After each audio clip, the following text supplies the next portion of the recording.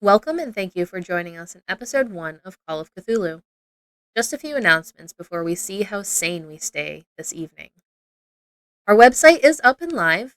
Find it by searching totalpartykrit.com. Crit is spelled with a K, and there you can see our bios of the characters, a schedule of expected games, and you can learn a little bit more about the TPKrit team. All of our games are on podcasts. You can find them on Spotify, Anchor, Castbox, iHeartRadio, and Google Podcasts. And of course, as always, on YouTube. Keep an eye out for news because we also plan on streaming soon. We are on social media as well. Instagram, Twitch, TikTok, and Discord. Use our link tree at TotalPartyCrit to find those pages. If you are enjoying the games we play, please let us know in a comment. Liking and subscribing will also let us know that you enjoy what we do, or let us know how to be better at it. And if you really, really like us, please visit our Patreon and maybe check that out. We post our after-game talks there for our Patreons, and there's a lot of other benefits you can get as well, starting at our lowest tier. And lastly, embrace your inner Dice Goblin and check out Dice Legion. With the 10% off they generously have given us to offer our listeners, you can hoard even more shiny click-clack math props. That discount helps you save money. It also helps us and supports a small business. Technically, 2 small businesses. We love the dice we got from them, and we think you will too. Thank you for your continued support. And now, let's start uncovering some mysteries.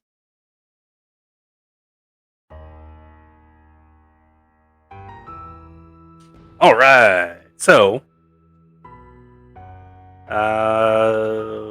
we're doing this again, and we have a special. I got a hat. I liked it. It was on sale. Nice. I approve. Let's see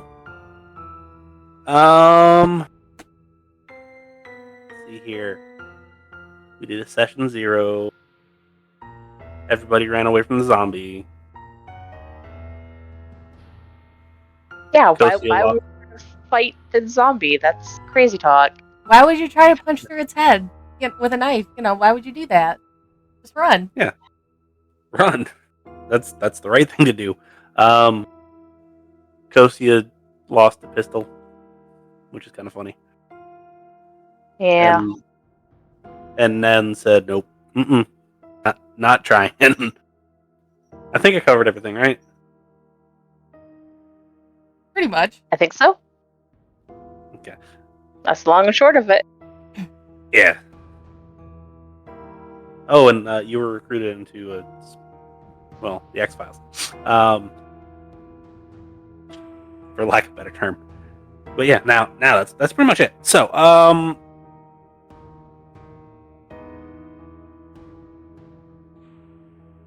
let's see here. So, gonna just kind of jump right into it, yeah? Or do we want to into the deep end characters yet again? I mean, we should do the introduction each time. I think most things do. Yeah, probably. So, I am your keeper of arcane lore, Tangle. Joining me, I think we're gonna go in alphabetical order again because that just makes sense. So, Buttons, if you would please lead us off. You mean Nenevar? B becomes for E. Oh yeah, yep. I apologize. I was looking at the wrong names. So, I'm Nenevar. I'll be playing Barnabas, the cowardly accountant.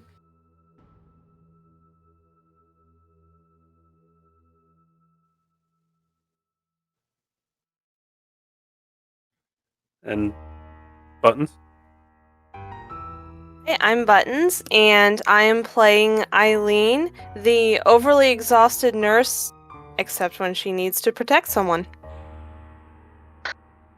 And I'm Kosia, and I play Etta May White, the librarian. Hey, I didn't mess up librarian this time. Kill me. And I'm playing Saoirse.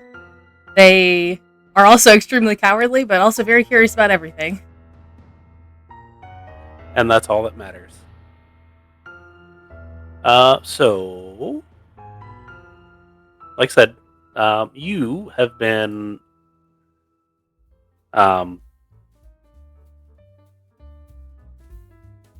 recruited into the basically X-Files. It's the U.S. Army Division of Supernatural Affairs or something like that. I forget exactly what I told you. However, it's been a better part of 2 months since the captain has called you. You've been going about your daily lives. That's your normal jobs. Barnabas doing accounting, Saoirse doing ambush journalism, Etta at her personal library, and Eileen at the hospitals.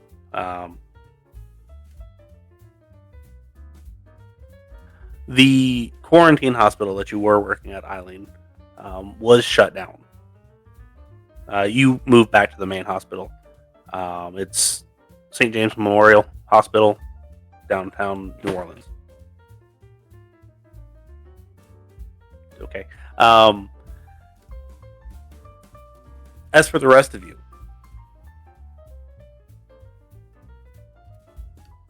normal days. Every once in a while, Eileen, Captain will come in, check in with you, make sure that everything's okay, because he didn't know that you got hurt. So it's been a couple months. And then, Eileen, you get a call at work. Captain's calling you. Gives you just an address to be at. Barnabas, same thing with you. Call at work. Gives you an address. Saoirse, I assume that you're probably not going to necessarily be at a specific place. So when you do check back in, you're given said address. And then Etta, I don't know exactly where you'd be. However, a messenger would be sent to your house. Okie doker. So when you return, it's just got your name on it and from Captain. And gives you the same address. You show up and it's actually just a little hole-in-the-wall restaurant. So hole-in-the-wall restaurant looks like probably local fare. Seafood, Cajun style. Definitely something that most of you would be fully used to by this point. You sit down because see everybody there, and some of you have been there a bit longer than others. However, once everybody sits down, he kind of turns to everybody. Thank you. So we did some research, found some stuff out. That flower I told you about, supposedly lotus. Our medical examiner is not at all a botanist. Most of us didn't know what the heck it was. So we started asking around. We actually figured out what it was and figured out local places to get it. It is a datura flower, I guess is what it's called. For anybody that wants to, you can do a natural history.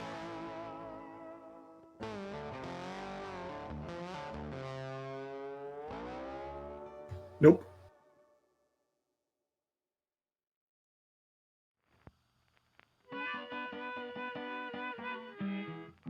Nope.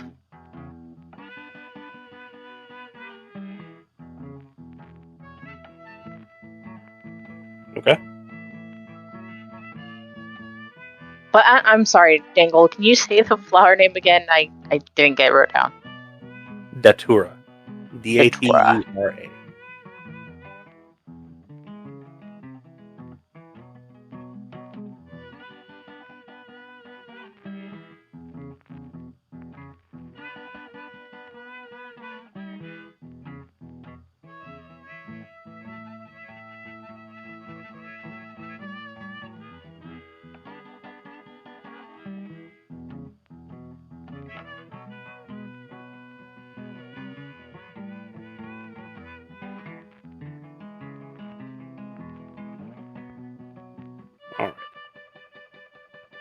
And he's just like, does anybody have any clue anything about that? I've never No, heard of it. I don't. Okay. So apparently it's something to do with like some sort of hallucinogenic flower or something. I don't know. I have no idea. I've never heard of this thing. It's definitely not in my culture to know. So I'm gonna split us up to kind of cover a little bit more ground. Two of the places I don't think are gonna have anything worthwhile.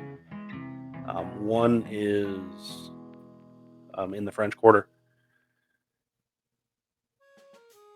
It's run by a little old lady. Unless if she's selling to somebody that's using the flowers for something else, I don't think it's going to be anything major. The other one, the guy's in a wheelchair, so I don't think he's going to be able to get around to do what has been done. The last one, and he writes down another address.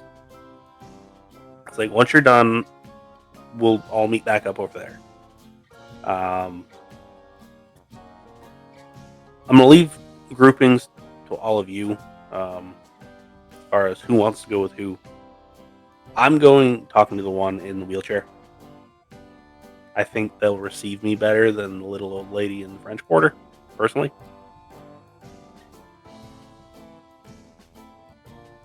Unfortunately, I think you may be right about that.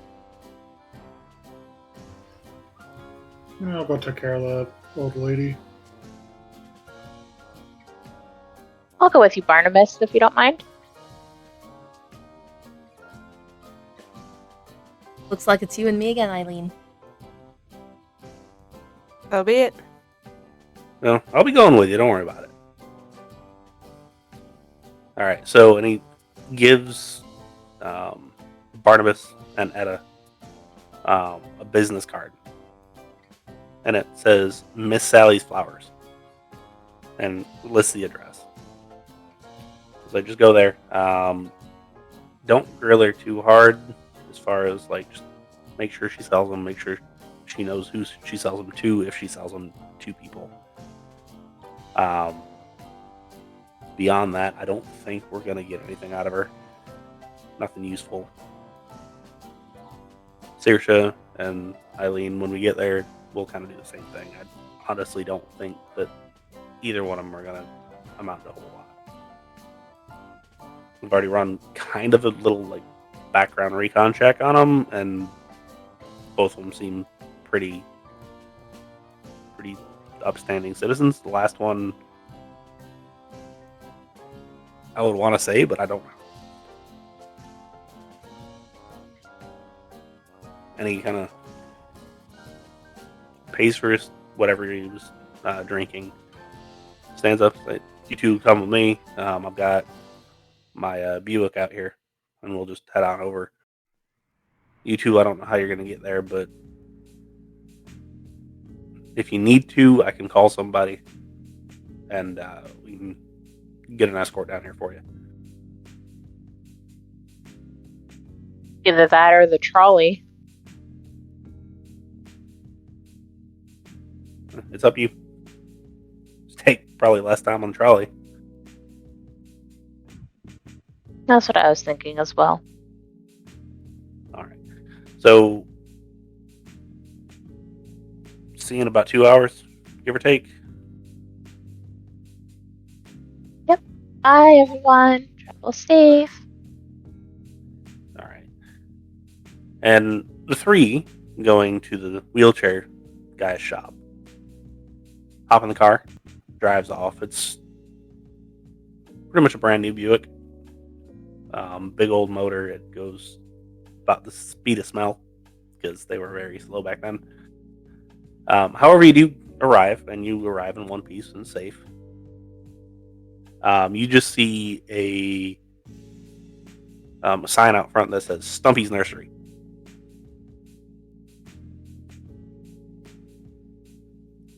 And he's like, yeah. There's a reason why I didn't tell you what the name was, because you would probably laugh. Oh my. Yeah. He's like, anyway, let's head on in. So you head in, and it's pretty much an open air, like tarped over courtyard. Has indirect sunlight, flowers and plants everywhere, mostly vegetables and like rose bushes and azaleas and stuff like that. And you see this guy sitting behind the counter. Come walking in. He's like, how can I help you? Captain kind of looks at him and is like, I'm looking for a flower. I don't know if you're selling them or if you have them or if you know who does sell them. And he just like, the guy behind the counter just kind of gives a blank stare and kind of looks over to Eileen and was like, how about you? How can I help you?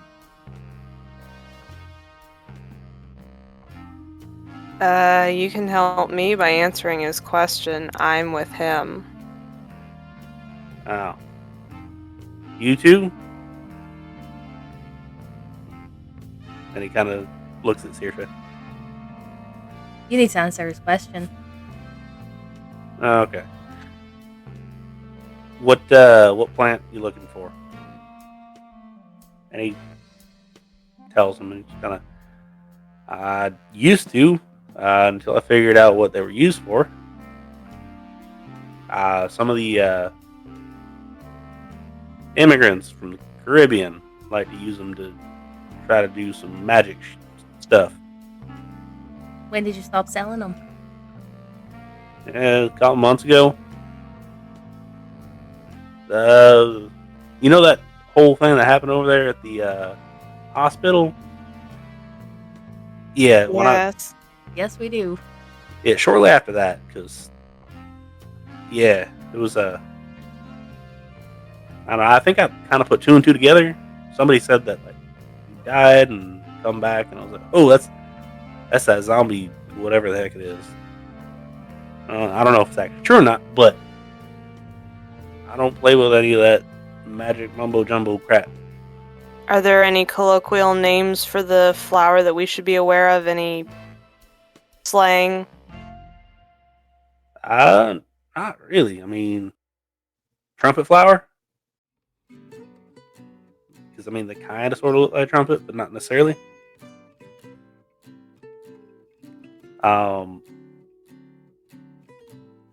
But, you know, the Datura is pretty much anybody that knows, that actually deals with plants, that's what they're going to call it.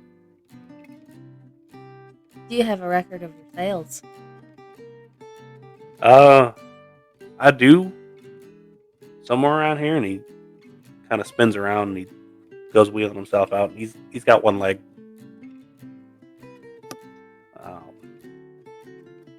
And he goes wheeling off into this little shed, and you can hear him like flipping through like books and filing cabinets and stuff like that. Comes back out about 5 minutes later and is like, "Yeah, I sold 4 of them. That's in the last year. I mean, they're really not that good for that long. Pretty much just one season, which you can get at them, unless you can actually get the seeds for them. Which these ones, I made sure that they wasn't gonna get no seeds."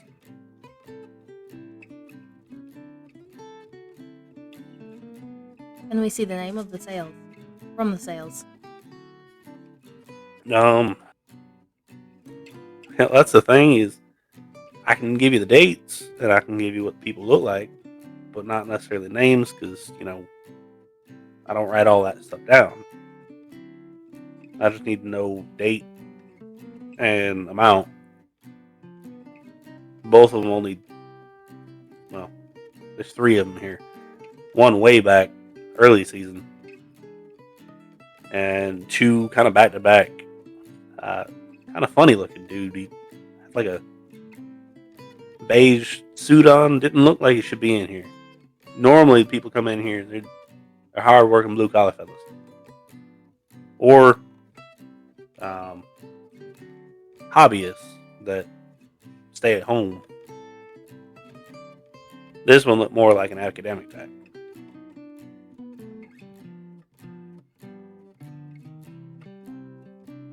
Well, that's very interesting.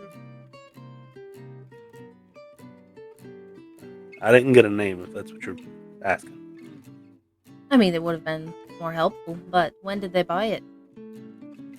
Oh, he kind of looks in his book and he's like, looks like mid-June. It's been a minute.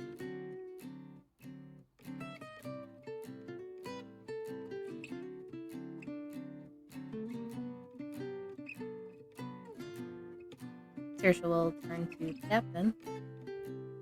What other information do we need? Well, and he kind of turns back to the guy who was trying to say, you mind if we kind of poke around a little bit? We're not cops or nothing. We don't really care what you got. We're just trying to make sure that you don't have any more. We're looking into something. Somebody got sick and got hurt. And he just kind of looks at Captain and he's like, they can, you can't. I think he'll be coming with us if we're be poking around. Well, I guess you ain't gonna be poking around then. For fuck's sake, you two stay here and glare at him all you want. I'm gonna go take a poke around. I don't have time for any of this. Where do you suggest I look, Captain? Just check out back. Make sure he doesn't have anything hidden. And then she'll give the guy a very pointed look. And he kind of motions behind him.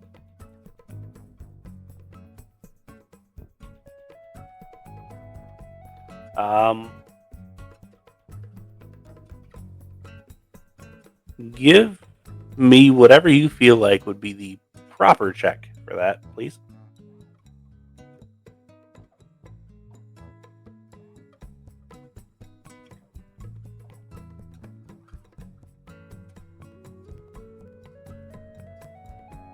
I'm just gonna go with spot hidden because I don't know what else I would have that would really fit here. Okay.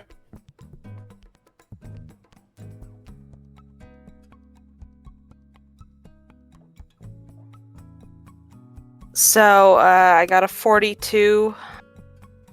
Doesn't make the 25. Okay. So yeah, you don't find anything.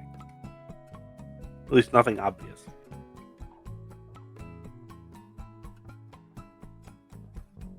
How long do you want to spend back there looking around?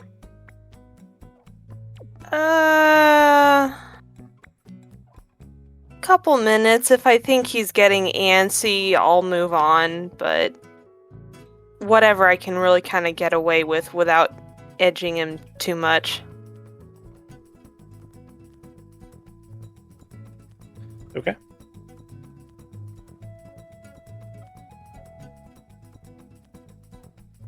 Is there anything that we can spot from where we're standing? Uh, At the counter? Like anything Not- that might be part of that? no, not really.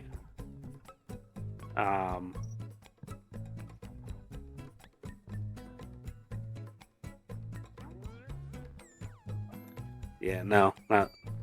You wouldn't have anything out if there was anything to find.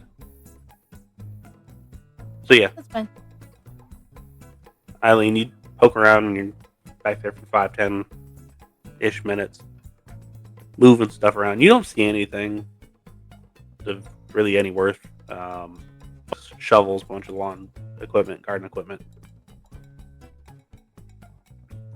There are a collection of glass jars that seem to be a little bit out of place, but nothing like super crazy.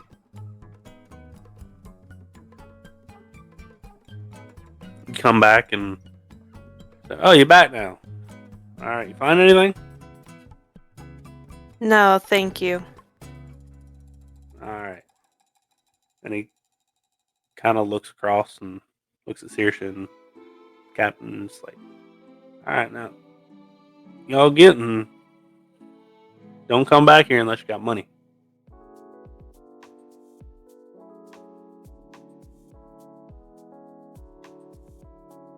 Eileen will just kind of roll her eyes and stride out through the front door. Alright. Thank you for your hospitality. And not a problem. And you guys head out and head over to the other address. Etta and Barnabas. Yes, sir. You show up to the other place. And this one's a lot more florist, much less like nursery. The front is just filled with flowers. It's extremely fragrant and bright. Very clean. Nice wood floors. The older lady behind the counter sees you two walk in and is like, oh, hi! What can I do y'all for? Day, ma'am. Well, you see, I was doing some research, and I was wondering if maybe you have some, a flower here that I am researching. I mean, I got bunches of flowers.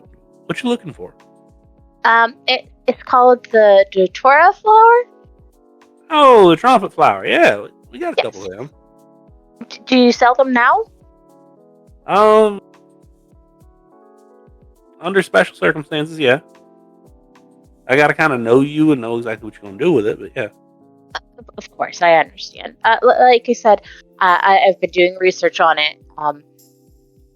I guess it can cause some issues, and I was hoping to do some research to counteract the poison that it can give off. So it's not necessarily poison. True, it's a toxic compound, I guess. Maybe? Yeah, kinda, yeah. Usually if you ingest it, I just gotta make sure you ain't gonna eat it. Oh, goodness, no. Yeah, because it can be deadly in certain dosages. Otherwise, you can see stuff. I know there's a lot of people nowadays that are wanting to do stuff like that. So, I don't condone that, personally. I was all for prohibition. It's the worst ever. Anyway, yeah, I can bring some out and show you like what everything is, but I can't sell anything to you. Of course, I understand. You know, first meeting. Of course, I understand. Do you sell these often? Oh no, like I said, only to very trusted customers or extremely close friends. And when I do sell them, I know exactly who I sell them to. Of course, I understand. I'll let you go grab those then, if you don't mind. All right, and she runs off in the back, leaving you and Barnabas alone for a minute. Etta turns around to Barnabas. I was talking out of my behind. I don't know. What are we supposed to ask again? I think mostly who she's been selling them to. I don't know if she's going to give us that information. Maybe she'll give it to you? Maybe. I do kind of feel like she was lying a little. Probably.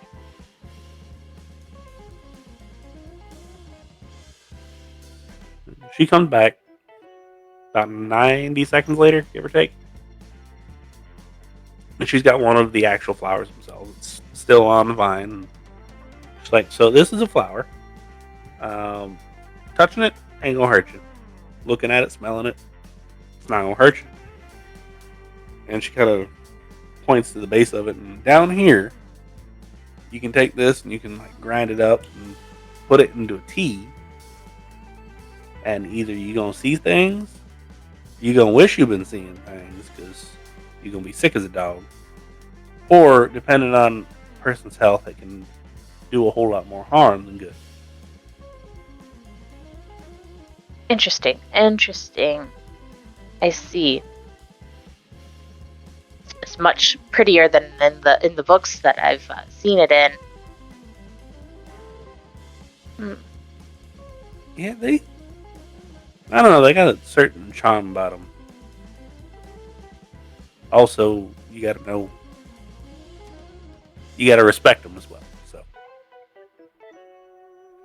Of So, course. what exactly you want to learn about these things? Because I might be able to help you out. Well, like I said, doing research on how to counteract the toxicity to, help save anybody that might ingest these unknowingly at the hospital. I volunteer for the hospital. Okay. I do research for them. So, and she needs to make a check, so hold on just a second. Alright. She just kind of look at him like, I don't necessarily know exactly how to do all that, but if I had to guess, baking soda and water, make them drink that, and it might help a little bit. I know it does on certain things. This one, I don't know if that's necessarily true, though. That being said, I'm sure doctors and nurses and such can figure it out. If you want to take this with you, I just need a release form from them, so they can do whatever they go and do, and then figure out how to neutralize stuff. Okay.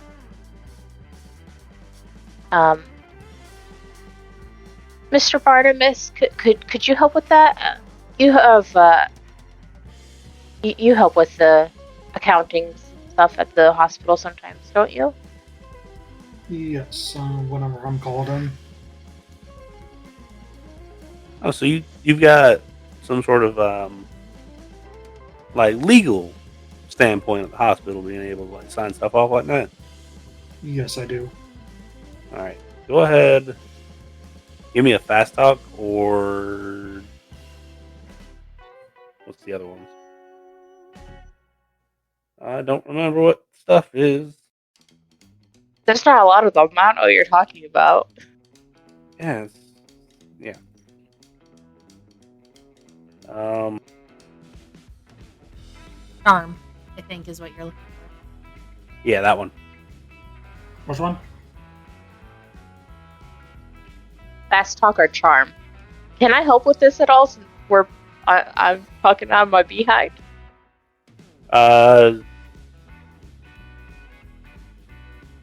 So go ahead and give me one, Kosia. And if you succeed, then Barnabas gets an extra die. Okay, let's see here. I have a 39, and I rolled a 1. I think. Double 0 and a 1 is a 1?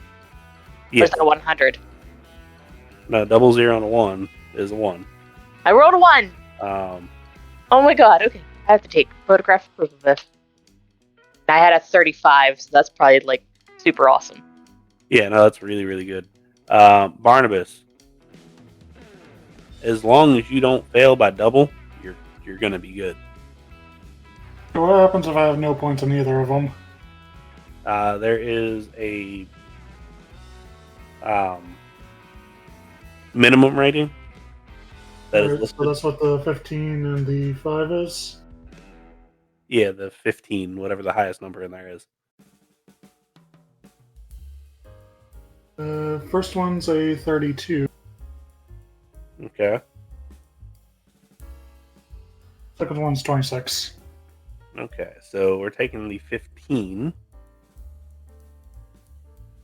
and that 26. So, she just kind of looks at you and just like, I don't know if you fully have all that authority, but I like her, so I'll trust you. and she puts one of these things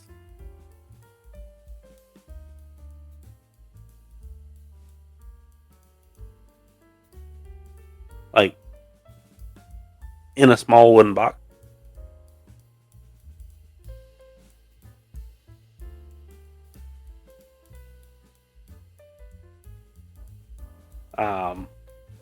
And kind of puts a lock on it, hands you the key, and is like, so once you get back, you can hand this to the doctor, okay? Or the nurse, or whoever it is that you report to. Technically speaking, I'm not supposed to give it to you or you, but in this particular one, I'm gonna trust you guys. Well, thank you so much. Now, don't let this come back and bite me in the butt. Of course not. That's not my intent. All right. Now, if there ain't nothing else that I can help you with, We are curious as to who else you may have given these plants to. I'll just thanks. I only got 2 people that I sold them to. One is my neighbor. Just she's got this pond out back, and they put them up over top the pond. It looks real nice. The other one was a doctor. Doctor she kind of thinks for a minute. She's like, should know what the heck his name is. Dr. Laurent? One of them. Lorant. I'm sorry, I could not process that. Can you please spell it one more time? Yeah, Dr. Lorant. Thank you. He's got a practice not too far away. He's doing research with the Army, if I'm not mistaken. Not technically with the Army, but yeah. Had this big, like, release form, and by order of the U.S. President, and all this other fun stuff. Yeah. Do you still have that release form? Yeah, actually I do. And she kind of, give me a second. She goes in the back.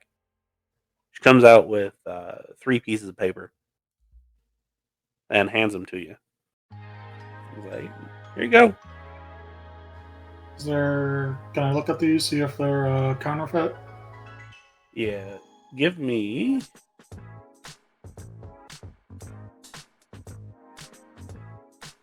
Trying to figure out what would be the. Give me a law check, actually. Nope. You got 71. Look real to you. Does Etta want to do the same? I mean, I can for giggles, but I doubt I'm going to get anything. I don't think I'll be lucky enough to roll another 1. I only have a 5 in law. Nope, 93. Okay. Yeah, no, it looks 100% real to you. Both of you.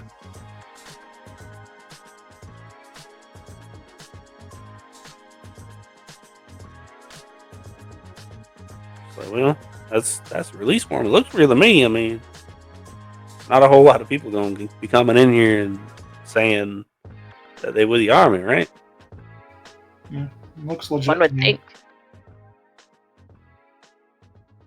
Well, Mr. Barnabas, is there anything else you want to talk to her about, or maybe we should let her get back to her work? I think we're done here. Okay.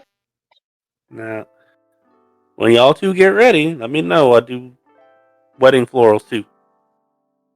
Oh, thank you. That's so generous of you. And she just kind of smiles and waves and kind of goes back to what she was doing.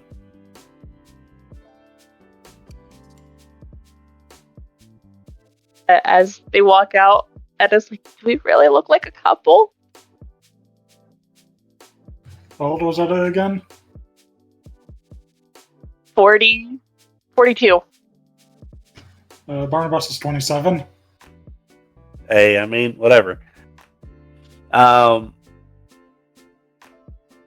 So, yeah.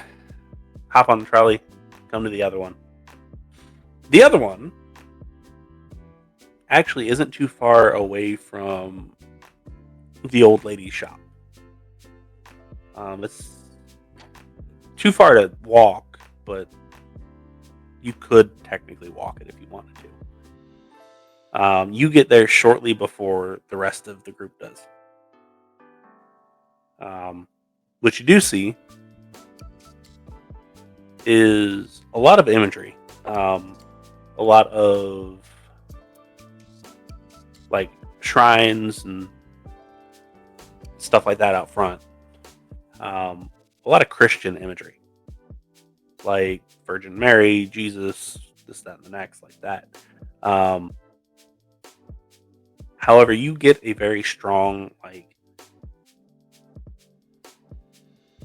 you ever been to like a good, like, Moroccan restaurant? Or anywhere near one? They're very fragrant. Just put it that way. It smells great. It's kind of what this place smells like. Everybody shows up and Captain kind of looks at everybody. Like, so, you two find anything? I think so, yeah. First off, we procured a flower.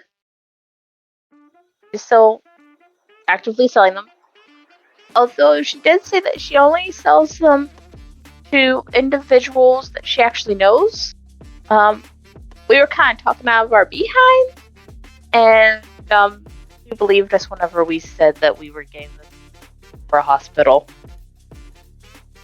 She has recently sold some to a neighbor and a Dr. Lauren, right? Dr. Lauren, he works for the army, supposedly. Yeah, we ain't been working with a Dr. Lauren. Does Eileen recognize the name, being in the medical field for a while? Give me just a straight up intelligence.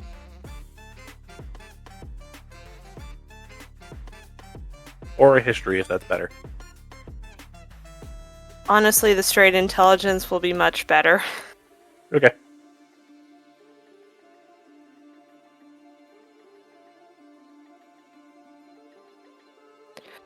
Okay, I rolled a 36 and my intelligence is a 65. Okay, so no, it does not ring a bell at all. That being said, it's a big city. You don't know all the doctors. Could be like a local practice, like a small local practice.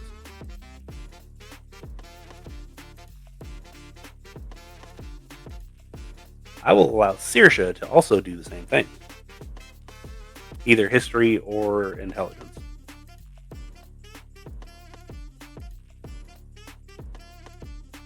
Okay. So my history is awful, if I'm remembering right. Yeah, no, absolutely awful. Intelligence is 75. Roll the 19. Okay, so you actually do recognize that name. It is a doctor that does house calls, specifically in the poorer part of town. I know that name. He, does house calls. Well, that would explain why I don't really know him very well. I mostly work in the circuit, so to speak.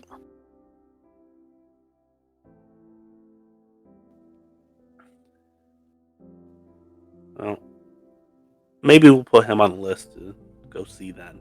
Want to head inside? Yeah, Sure. go. Sure. So yeah, you head inside, and the outside imagery and the inside imagery are nothing alike. The inside imagery has a lot of African, a lot of culturally African imagery. A lot of like the war masks, the like hospitals, all that fun stuff. There are live chickens in here. There's a goat that you can hear out back. And the man behind the counter just kind of looks at all of you and is like, what can I do for y'all?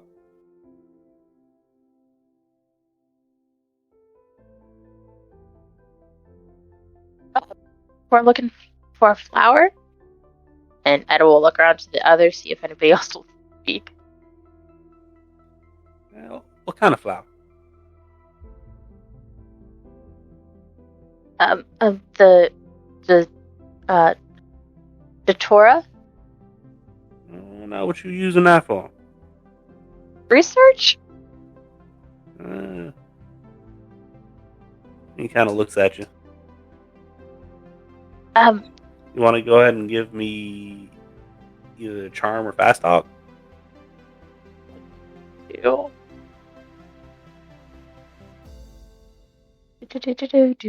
I'm sorry, let me see here.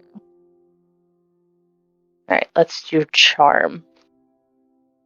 Come on, roll good. Please, please, please. Oh, I just missed that. I rolled a 40, and my charm's 39.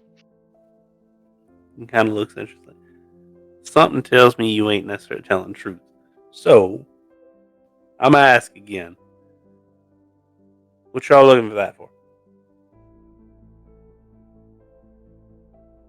In her defense, she was being partially truthful. We are trying to get some information on this flower. Unfortunately, there's been a rash of odd happenings at the hospital that I work at, and it's been theorized that it may be linked to the hallucinogenic properties of this flower. Oh, you talking about them zombies that been popping up? Mm. Yeah, I ain't got nothing to do with them. I know better.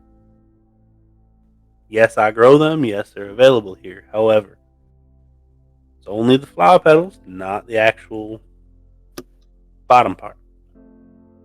Any word around town about who might not know better? I mean, I'm sure there's some people around here that grow them themselves. And I'm sure, old Stumpy over there, he stopped selling them a while back. And I think there's one other lady not too far away. She'll sell them, but she's real tight-fisted with them, too.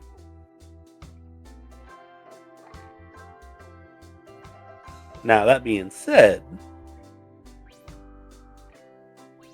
what exactly y'all using this flower for? Or why exactly you looking for them? Because, yes, I know about all that stuff. No, I don't have anything to do with it. But people coming in here asking for it after all that stuff happened, and me being who I am for the community, it don't look good. We're not with anyone who's going to face some trouble. We're just trying to find some information on how it's happened.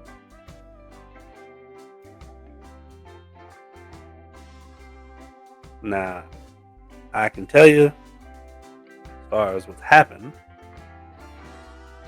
old Miss Robinson and her doing what she did to her dog, Mr. Talbert, and him eventually burning down his own house with him and his family in it. The whole thing that happened at the hospital over there and the other one, I don't really get a whole lot of information on that. All of them, they've been sick. And it wasn't a flu. What kind of sickness? I ain't necessarily medical professional. Definitely ain't no doctor, no nurse, nothing like that. No, but I'm just seeing it firsthand. I didn't necessarily see it firsthand, but I definitely heard about it. Close enough. And I went and saw Miss Johnson. I didn't know what it was. It was something out of this world to me. Something I couldn't heal with all my herbs and such. So they ended up calling some other doctor in, and he's supposed to make her better, and well, it didn't happen. Well, do you know the doctor's name? I don't know, just some white guy. What had happened to Lauren? If it was, I don't know who it is. Right? Would you mind describing to me the kind of symptoms you heard about? I mean, a lot of the same with like the whole flu thing that's been going around. Fever, the cough, sneeze, the whole everything. But what was different is, I don't know if you've been around anybody that's had that, but unless if their fever gets really high, they don't start seeing stuff. And at that point, it's just a fever dream, whatever it's called. With these ones, they started seeing shadow creatures. They started seeing like people popping up out of nowhere, and I don't know. Miss Johnson said that she could see the Baron coming to get her. Pardon? The Baron. You know, was part of my community. We're not from around here necessarily. Like, I come from Haiti. My apologies. I didn't want to assume. That's fine. He's nicer than most of the people around here. Especially given what I run, people just assume, you know. And all I do is I heal people with stuff that my mama told me. Yes, I do occasionally partake in that in my own time, and it's my own business, but it's never for any bad intent. And most of the stuff that we do ain't for bad intent. It's for blessings and ancestors and such.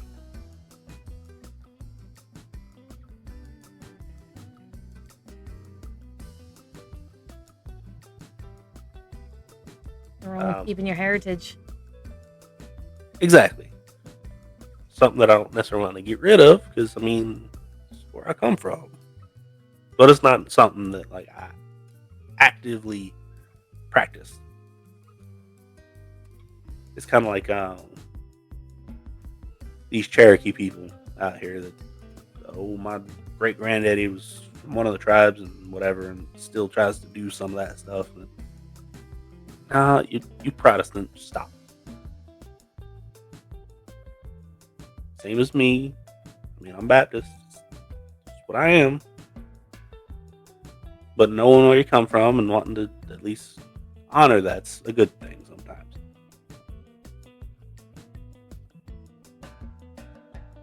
I'm from the country. We keep some of the old tales alive too.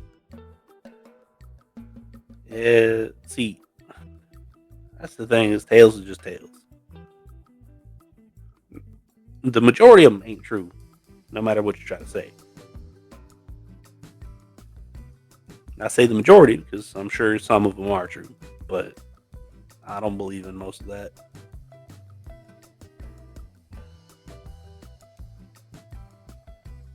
Well, at any rate, we appreciate the candor.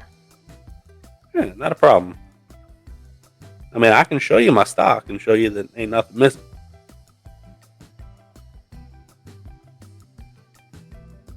Has anyone been by recently to purchase the flowers? The petals? I mean, here and there, but I ain't gonna give no names out because it's just not what I do. Don't want to out anybody in the community for witchcraft or whatever. When was the most recent purchase? A couple weeks ago. Somebody that's been coming in a long time, and they're using them to try to, help have a kid. Let's put it that way. Anyone purchasing them that's been relatively new? No. Most people that come in here, I've seen 1.5 million times. Ain't nothing really out of the ordinary for me.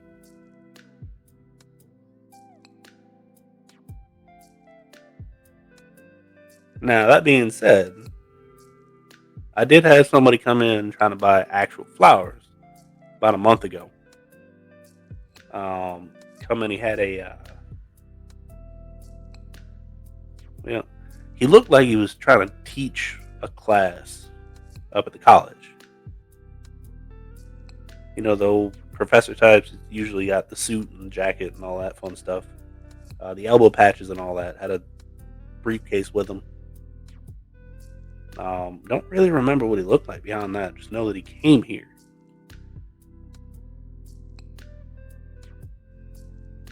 It's weird. I don't usually have issues like that. But I know he come in, he asked to buy some flowers. I told him, no, I can't sell him the whole flower, but I can sell him petals. Then he tried to buy some seeds, and I wasn't going to do that neither.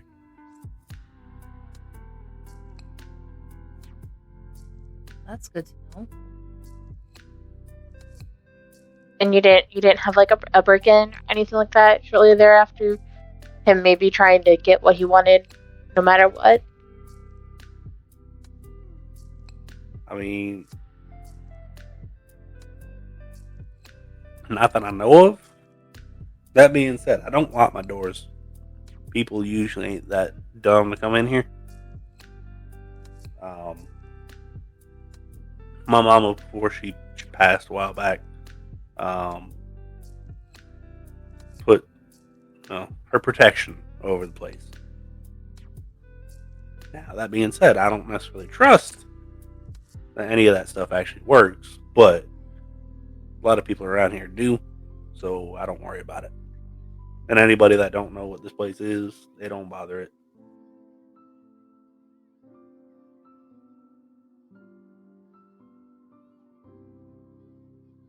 If you do end up having anything missing, we would like to know. Yeah, no, definitely. If something comes up missing, or if I get any weird feelings from people, or if I see that guy again, I don't know how we'll let you know, but we'll figure out something. I'm sure one of us can check back in now and then. It's very much appreciated. Yeah, not a problem. And Captain kind of steps forward and is like, I would actually like to go check out your stock just to make sure that nothing's out of place. He's like, yeah, absolutely, come on. And Captain kind of turns to everybody else. It's like, any you want to come with, or just hang out here? Play with the chickens. I'll come with you. All right. Barnabas will head in as well. All right. With the chicken. So, anybody that's coming back, go ahead and give me a spot hidden.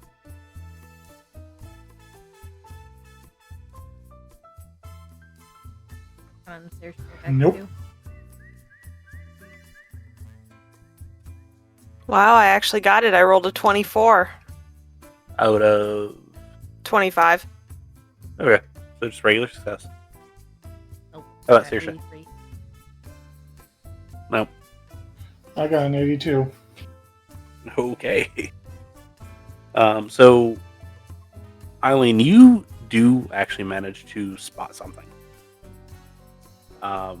The fence around the back of his compound seems to have a couple boards that are a little bit loose. Looks like they've been moved recently. And he kind of goes through it. He's showing the captain everything. And Captain is just looking at everything, making sure everything's good to go. Nothing seems out of place. Nothing seems crazy. He's got 4 large boxes with the flowers in them.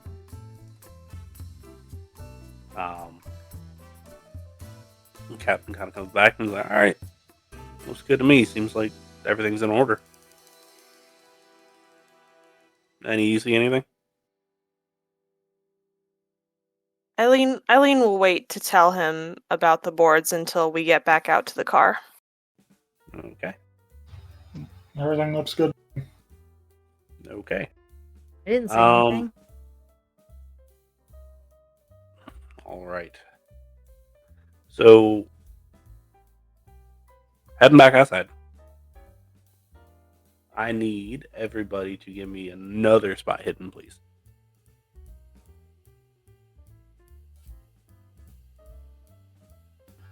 Got a 34 and I have 40. 57 and I have 65. I failed that one. Failed. Okay. So ain't nobody really good at it, but we've got a couple people that can do it.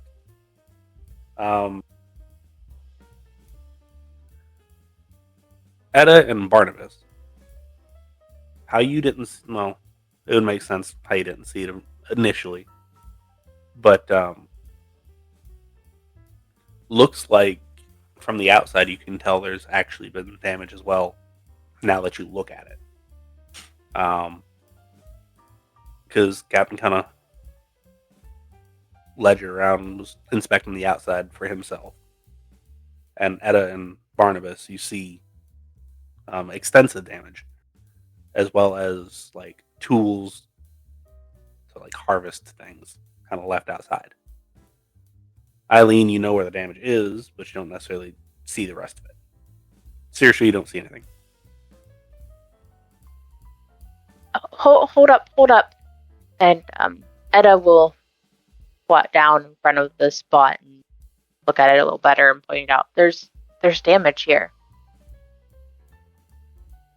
And you also see a pair of shears. Very small. Well, that would be in keeping with the moved boards I noticed in the back.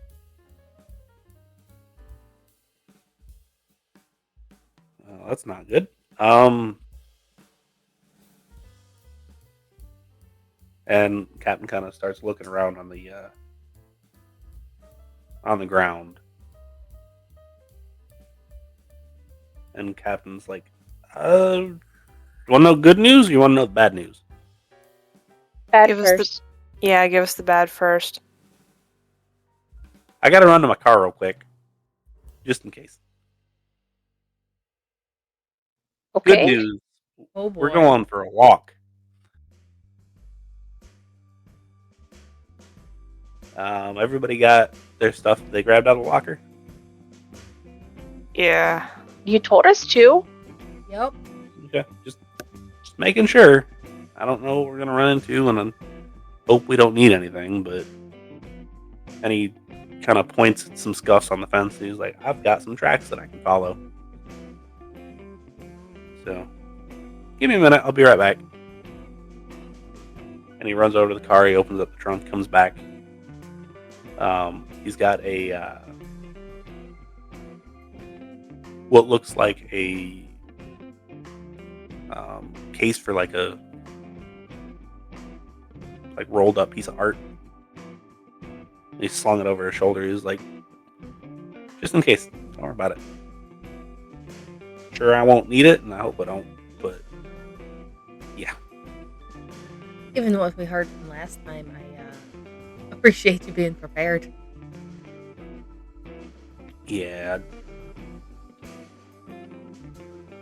You don't know what you're going to get at this job, and I just want to be prepared. So, follow me, please. And he starts leading you through some alleyways. It gets a little bit swampy, a little bit muddy here and there. And during that time, you can actually see physical footprints. And he leads you over to probably the worst part of town that you can possibly be in. It's like 3-room shotgun houses, Dogs are everywhere. Windows are busted out. In the entire community, there's probably about 50 cents among everybody. And he just kind of stops. He's like, well, I hope it's not for the reason why I initially think it is that we're going here. Hopefully it's just somebody getting paid to steal. But, yeah.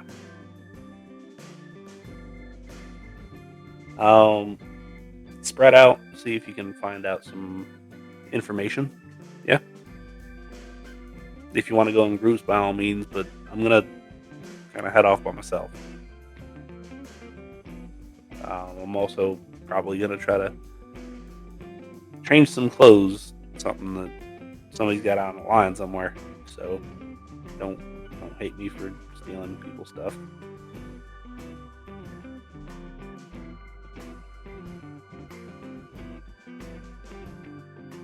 I hope you not stick out so much. At the very least. Yeah. At least you four can get away with that. I can't. Dressed like I am, I'd stick out like a sore thumb. You guys, not so much. Right. I don't stick out like a sore thumb. Oh no, you already do. You can't stop from doing that. Yeah, I have a feeling we're going to be having a difficult time getting some information. See what you can find out. And he picks a landmark off a ways. And he's like, we'll meet over there in about an hour. Yeah. All right. If you need me, yell as loud as you can. Just don't say help. Don't say my name. Just say, like, fire or something. Okay? Sounds great. Aye.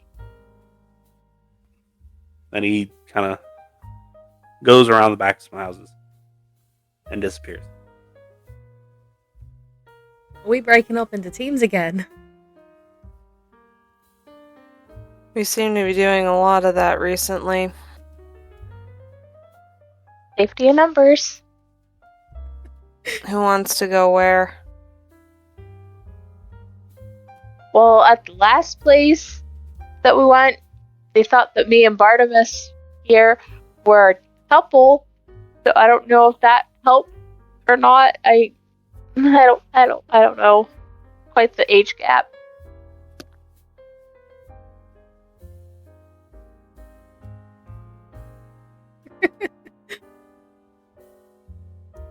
I mean, Or you two seem to already have the chemistry going. Or you can all go in one big group. I mean, Okay. that is a point. We could stick together. It might be a little safer. Not Safer, but also worried about probably Lord and Savior. way more difficult. Yeah, we would kind of stick out traveling around in a pack, but Yeah, no, let's not do that here. Okay. Like, maybe not crazy far away from each other just in case, but definitely not, like, grouping up and going and, like, hey, tell us what you know about this thing. Okay. so maybe me and Etta and Saoirse and Barnabas, because I know Saoirse's pretty good at getting away. I mean, we could, but then it would be a group of the two women and then Saoirse and then Barnabas.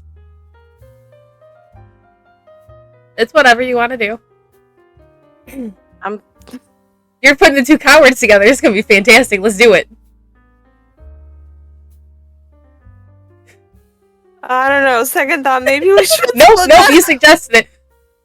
Barnabas, let's I'm do sorry, some I'm not talking. used to thinking about you playing like that. I'm sorry. Hey, Let's at go, least they'll Barnabas. At least they'll run away and live another day because they're cowards. They'll be fine, guys. Yeah, if anything, it'll be funny. Let's just do like we did Nope, last time. nope. Okay, whatever. Let's go hide around the corner, Barnabas. So who wants to go first? How about the two E's go now? Yeah, let's start with Etta and Eileen, I guess. Okay. So you kind of go house to house. And you don't really find a whole lot. And it's probably about 45 minutes in. You kind of look and you're like, well, it's kind of getting dark a little bit, and it's this and that. And yeah, let's try a couple more houses. So come up to the first one, knock on the door. And it's an older gentleman. Comes up and he is sweating up a storm. I mean, it's warm, it's muggy out. And kind of greets you. It's real nice, real cordial. No, I don't know anything. I'm sorry. I try to keep my head down around here, but if anybody gonna know something, it's a boy next door. I know he's got some sticky fingers sometimes.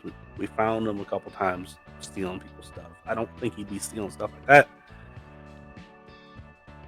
But, I mean, pay a man enough, maybe.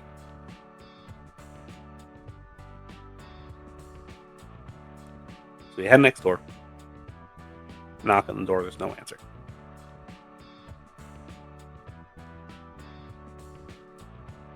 Do you think he's actually out, or just hiding, side waiting? Is there a window we can peek in? There are actually 2 windows on the entire house, one on each side of the house. Okay, so let's poke around and see if we can peek in a window, maybe? Yeah. Oh wait, are we the 2 shorties?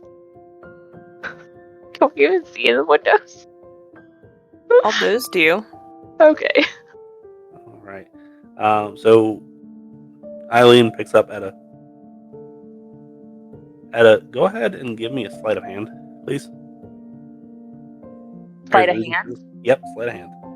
Oh, okay. Let me find that. I'm sorry. Oh, I am not good at this. I failed that big time. Okay. Did you get a 95 or above? I got a 98. Okay, that's even better. So not only do you open the window, but you smack the crap out of it.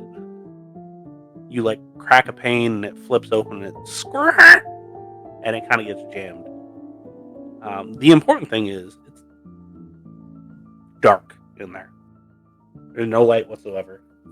But you get this odor that kind of smells like old chicken fat that's been sitting a couple days. Just real nasty. Okay, that window was harder to open than I thought. Also, it smells rancid in here. Oh, it's gross. Does it smell like dead? I mean, dead chickens.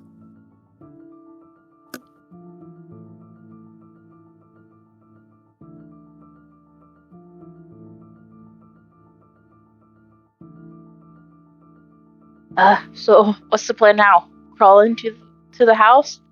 Or are we fully just gonna break and enter instead of just breaking? Let's try the door first.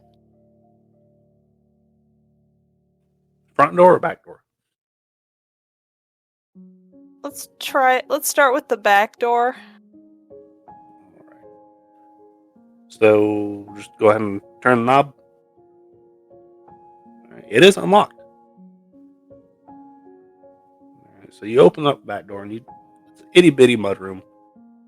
You see a pair of boots on one side and a jacket hung above that. The boots are just covered in mud. However, you can smell that odor in here, and it is repulsive. If you weren't a nurse, you would probably have issues.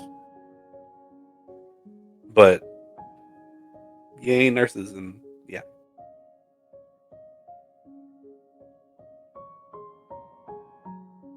As Eileen enters the house, she'll kind of call out, make her presence known, and try and get a sense of if anyone else is there.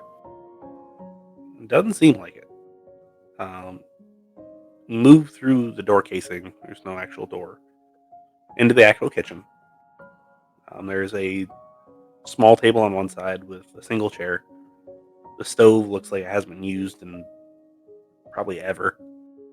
But there is a stove. You can see a doorway out into the living area as well.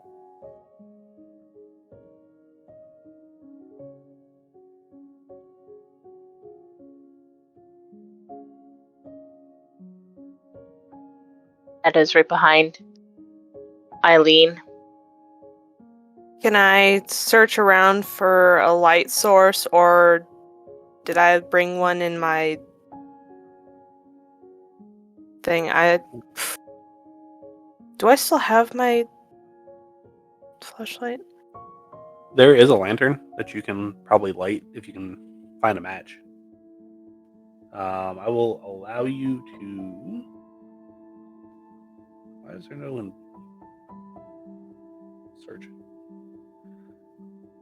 Give me a spot hidden, double your score, and if you roll below that, then you find a match. Because I assume that you kind of like just rifle through drawers and such. Okay, so double my spot hidden would be 50, and I rolled a 37. Okay, yeah, you find a match. You light it up. Light up the lantern. It's not super bright, but it is something. And you can carry it around. It's got a handle to it. I'm just gonna look at Etta and say we should probably search around, try and find where this guy might have gone, right? I can't think of anything better to do. So yeah, let's do that. Let's search. Okay.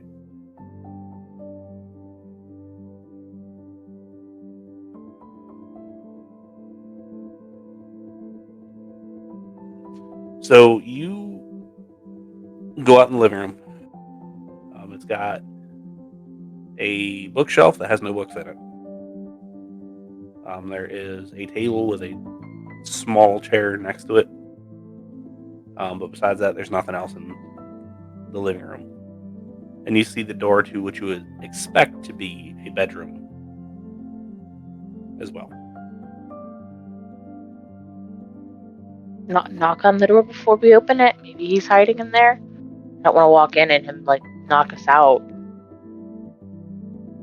I mean, I kind of called out when we entered, but I suppose that's a fair point. Well, at least to be polite, I guess. And so she'll kind of knock on the door jamb as she kind of pokes her head in through the doorway.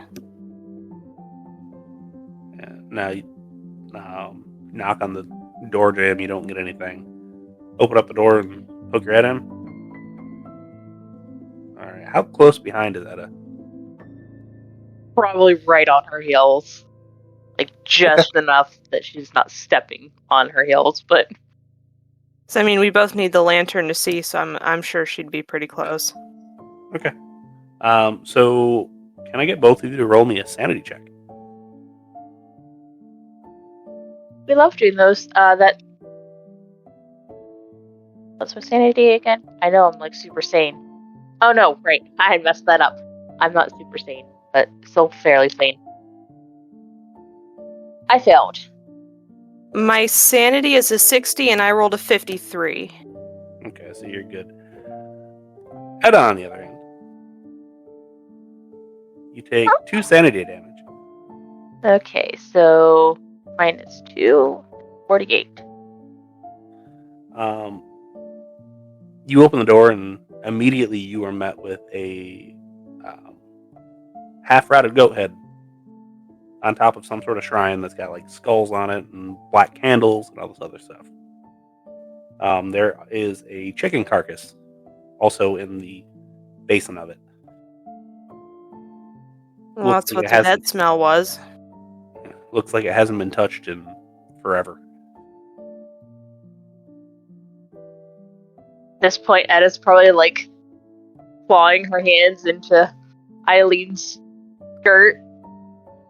I don't like this.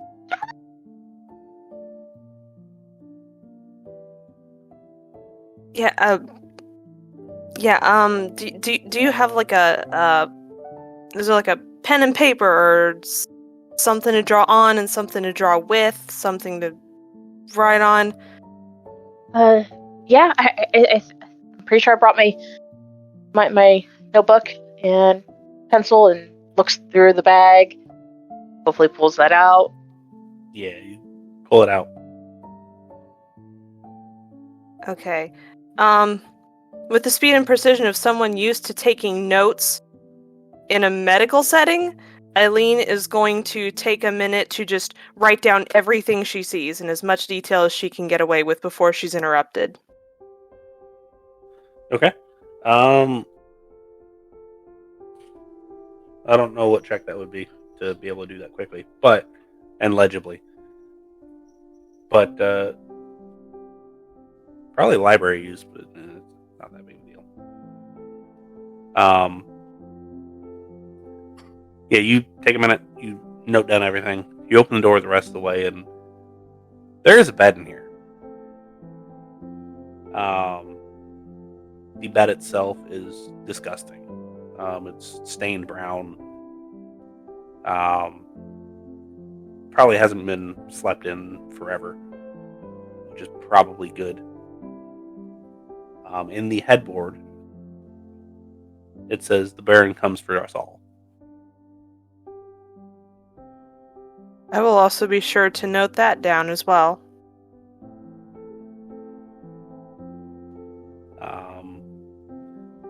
You can take a minute to search around the room for anything else. Once I feel like Etta might have partially kind of snapped out of whatever funk she's gotten into and is of relatively sound mind to help me look without jumping at shadows, yeah. Okay. Go ahead and Probably give me... still having a slight panic attack, but yeah. Yeah. Go ahead and give me one more spot hidden, please.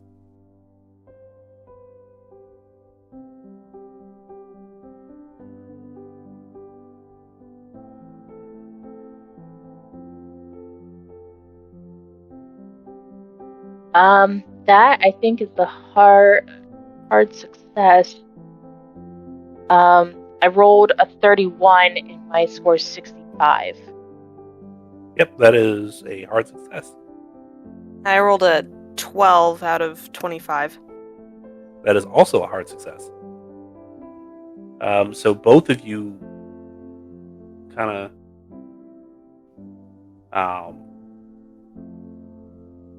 look under the bed at the same time, and you see kind of a weird spot in the floor.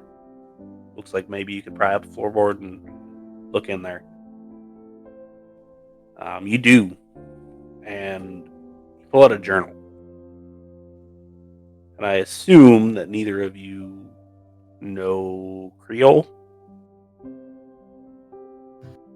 Probably not. Yeah, I just assumed. It's very niche thing. So yeah, it's in Creole.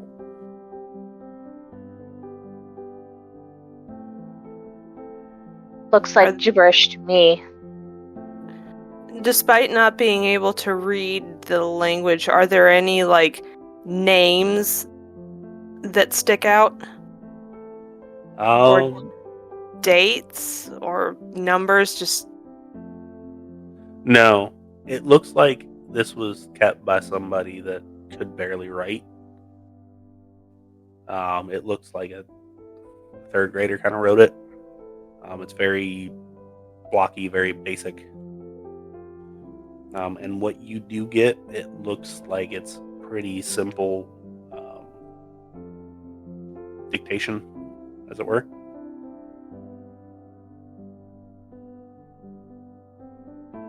But you don't find anything else. Eileen will kind of hand the journal to Etta for safekeeping. Yep, in the bag it goes. All right. To the other group. Barnabas and Saoirse. And to answer your question, Faye, yes. You kind of have the same success as Eileen and Etta. Door to door to door. You get a lot of either we ain't gonna talk to you or we don't know nothing. You are getting ready to head back, knock in your last door, and give me a listen.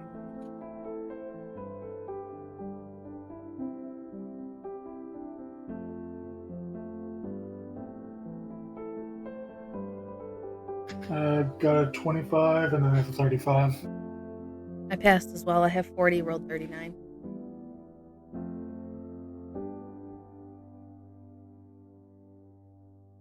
Okay.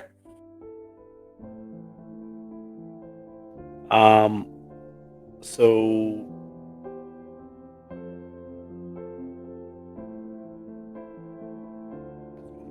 found it.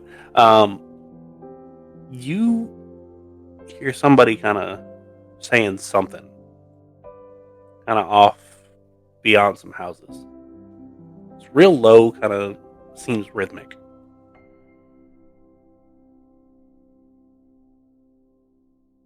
Go walk over.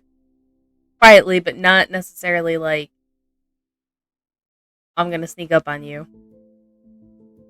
Okay, so you still give me a stealth roll, just because, yeah.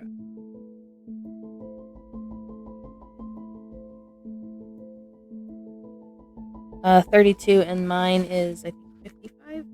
Yeah. I rolled a 17, but I have no points in stealth, and I guess the minimum is 20. Yep. Again, I assume that you two don't speak real? Nah. Nope. Alright.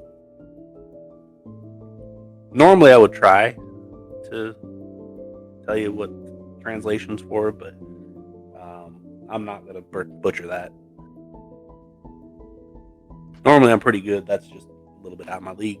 But they're saying a very rhythmic, repeating, almost chant. Not necessarily. It's three people. Looks like they're kind of like holding on a chicken right now. One's got its feet. One's got like a case. And another one's like doing something. You don't necessarily you don't necessarily immediately recognize what's going on. The one that's kind of doing something kind of motions for the one in the case. And they come over, open up the case. And they pull out the biggest knife that you've probably seen in a long time.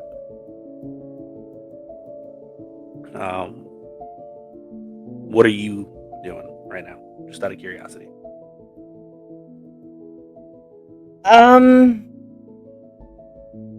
Saoirse will probably actually try to,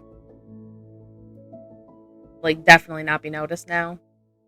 Before it was just kind of like just meandering, but now they're gonna watch and try to not be seen. Okay. Barnabas is going to do the same. Alright, go ahead and give me another stealth then. If you're actually trying to physically hide. 91. 94. Oh, those aren't good. Does Barnabas have any in stealth? I assume no. He doesn't. No. And Saoirse has a little bit, but not a whole lot. 55, it's one of my highest ones, because, Okay. They kind of stop, and like they're midway, and he holds up the knife and starts to like put it on his hand, like he's about to cut his hand open, and he kind of stops, and they all kind of turn and look at you and like, "What you doing here?" We're just taking a walk. I don't belong here. Nope. No, we do not. I kind of come walking over slowly. Saoirse will just put their hands up. Saoirse, give me an occult roll. Barnabas probably has no frickin' clue, so Saoirse, Nope. being the more traveled one. Barely missed that. Okay. So you don't necessarily know like what their get up is, but you know one's got like a bunch of beads on them. And the other two have just like black clothes on. So we don't like people poking around over here, especially when we're doing what we do. I'm not trying to cause any issues. We're just trying to find out some information. We were pointed this way because we're looking into some flower that has been making people sick. Which one of those? The trumpet flower. Oh, the trumpet flower. All right. So who wants to know? And what you got on you that you can part with for that information? I don't... What? I don't want to give anything away. Well, I guess you don't want that information. How do I know that you have the information to give? You're going to have to trust me on this one. I honestly don't know what they would have to give. All right. I mean, you're spending money, pretty much. Go ahead and give me a spot hidden, both of you. You need a hard success. Rolling high tonight. I got a 25. I needed a 20. Okay.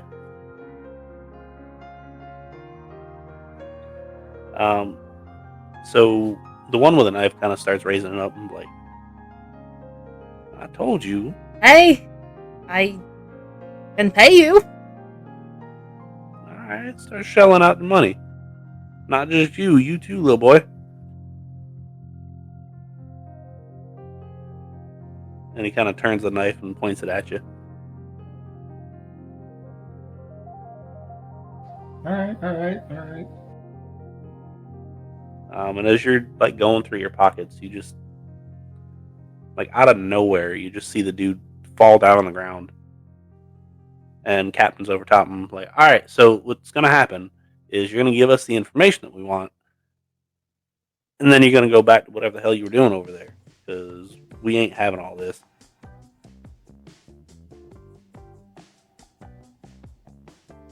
The guy on the ground kind of lets go of the knife. He's like, all right, shoot. I didn't realize they were... And kind of look around like, what the hell you doing with them? That ain't none of your business. Now, give us the information. Alright, shoot. He's like, well, good news, yes, I know something about them flowers. However, it ain't necessarily what you want to know. I was going to take your money and blow smoke up your ass.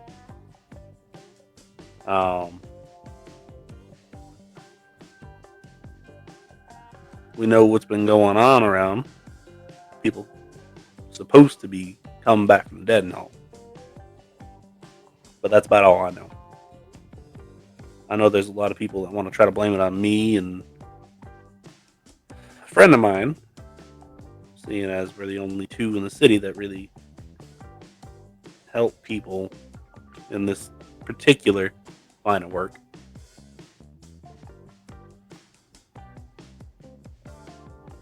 If you would kindly get off me and let us go back to what we're doing, we'd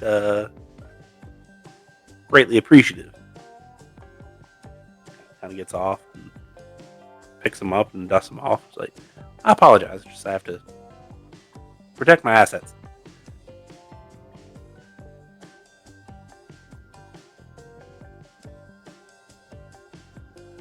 And he turns back to you two and says, so, you two find anything? This is what we found.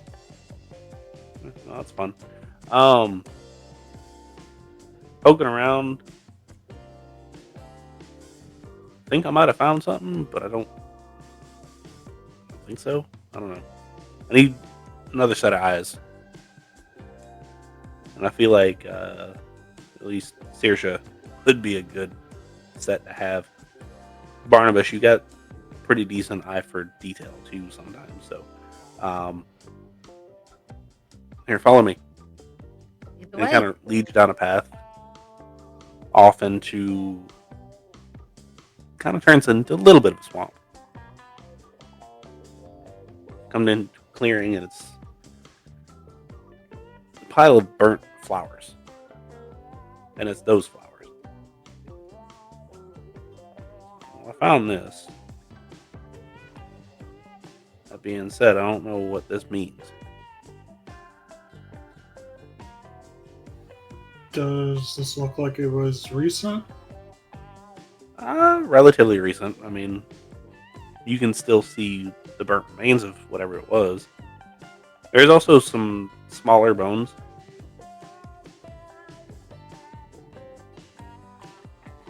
But definitely nothing like super stands out. So it's not like hot touch or anything. Like newly No. went out. No, definitely not. Probably a couple days old.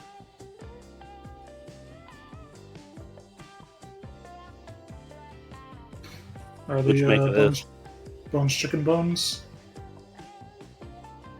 I mean, maybe, but I don't know what the hell the shin bone before.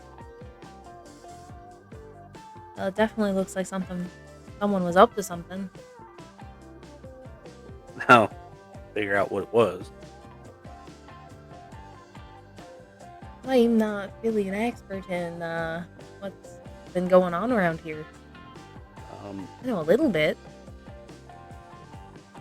Right about then, you hear a snap of like a branch in the forest.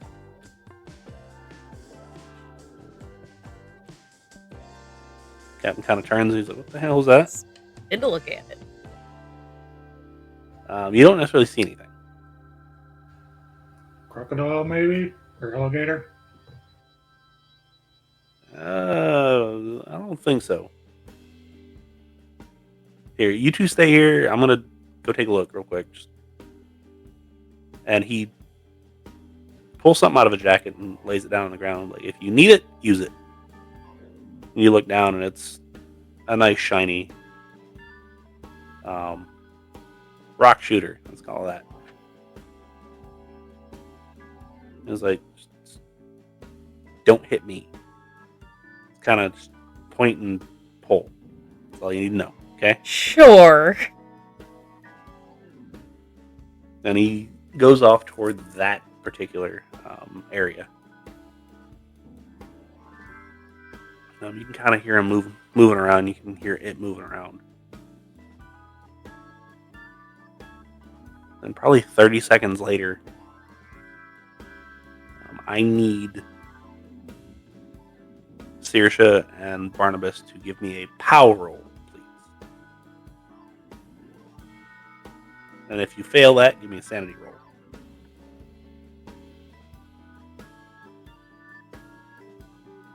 I rolled a 10 and I have 80. Okay. I rolled 65, have 65. So you pass those. Something comes flying out of the forest or the woods around it, and it looks like a flaming coconut. Yeah, looks like somebody threw it, and it kind of rolls and lands at your feet, and you can just hear it. Ah, piss! And you can see somebody go running off in the woods.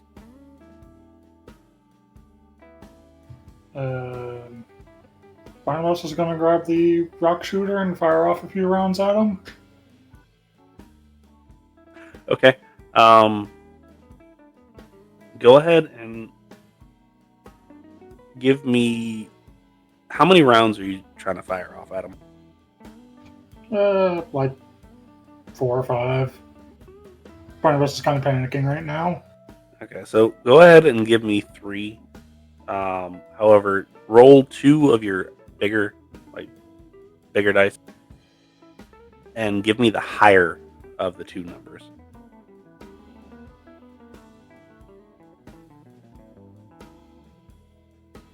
Rise to 75. Okay.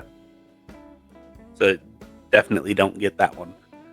Go ahead and go do that twice more.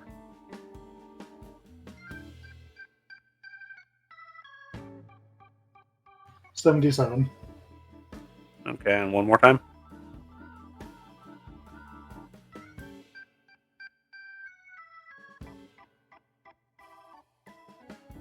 $99. Oh, that's great. So the last one, you're just like firing off into the woods, and the last one, you just hear it. I told you not to shoot me! And he comes walking out. And he's like, oh, by the way, prepare yourself. I found something. And I need both of you to give me a sanity roll.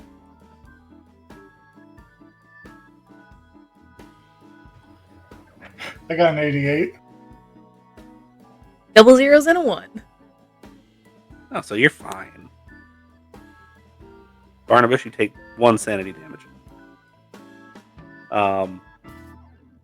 As apparently Captain found the other part of that goat. Yeah. Captain comes dragging this half-rotted goat out, and he's like, somebody's definitely up to something, and I do apologize for the graphic scene. However, yeah, suspicions were right. I don't know exactly what they're up to, but seems like we're on the right track, right? Apparently. And then Saoirse's going to actually look at what was lobbed at them. If it's like a physical object.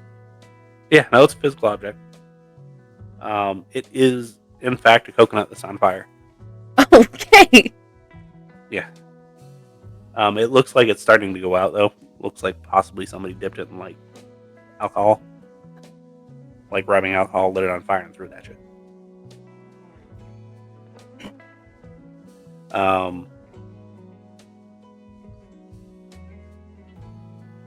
Who has a coconut around here? I mean, you can grow them down here. It's just hard. Who the hell lights them on fire? I mean, that's another question. But if they're hard to grow and hard to get, that's a lead. I think the better question is who sets them on fire than lobs them at people. Wait, somebody actually like threw it at you? Yeah. Yeah, that's why I started shooting. Okay. Did you get a good look at him? No. Okay. Well, good to know. Tell you what. Go grab the other 2 and bring them here. I think we're going on a camping trip. Oh boy. Let's get going, Barnabas. Yes. Oh, and give me that back, because... No. You did not give the right people. That's shooter. Barnabas is holding it kind of tight, so he's going to have to pull it out of his hand. Yeah, Captain kind of like grabs it and grabs your hand. And he's like, "Let go now. Don't make me have to make you." Okay. And he pulls it out of your hand and kind of looks and figures out how many rounds you fired off. And he's like, "Okay, that's great." Yeah, one of you two go grab them too, and we'll get to getting. Saoirse will go, actually. Unless Barnabas wants to go too. Barnabas does not want to be near the captain right now. So yeah, they come grab you two under the guise of not necessarily guys, but of they found something. Also, someone shot the captain. That That's was you. Is he okay? Is he injured? I mean, he got shot. Of course, he's injured. Was he actually You know injured, or did we just shoot near him? I just shot at near him. Okay. I'll take a look when I get there. Let's just keep going. Wait, You you two tell find them. anything? Yes, we'll tell you when we get there. I don't want to have to explain it twice. Does That Saoirse sounds and fine. Barnabas tell them about the other half of the goat? As we're walking. Okay. So yeah, no sanity check needed. It's just if you see it and you don't expect it. When you come up and you, in fact, find the other half of that goat, or part of that goat, Captain's kind of standing over a now charred coconut, and he's like smacking at it with his knife, and he's like, "Oh, hi." Well, that answers that question. I heard you got shot. Do you need medical assistance?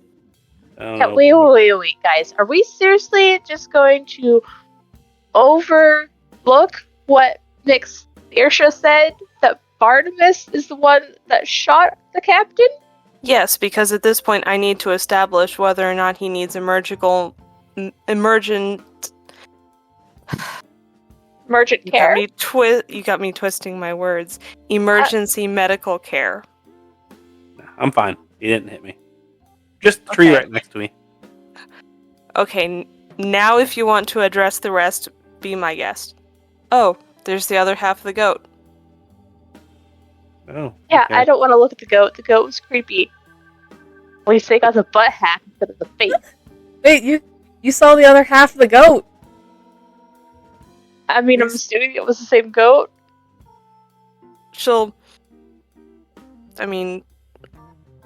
Eileen will pull out the notebook Journal that she from- borrowed from Etta and hand it over to the captain so that he can read the whole description of what we saw. And he goes reading down through there, and he's like, "Well, this is great."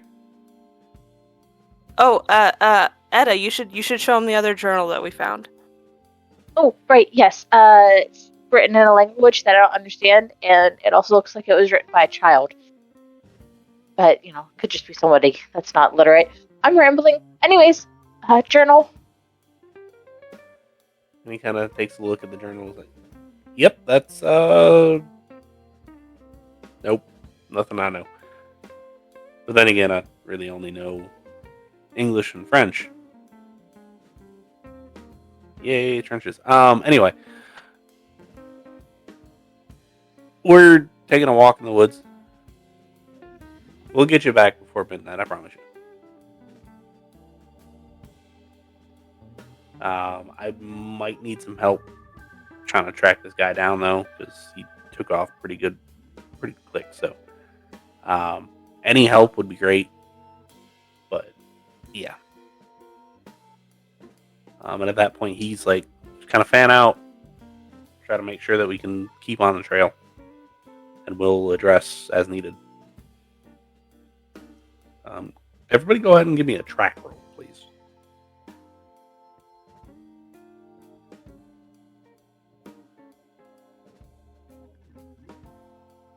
Got 71. 70. I failed that hard.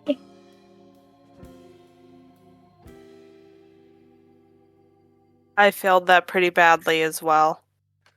Yeah, I assume that everybody did. That's okay. That's why I have Captain. I didn't pass it by much, but he did pass it. Picks up the trail. Heads on through the woods, kind of dragging you along the entire way. You actually come to a couple canoes on the side of the river, leading into the swamp.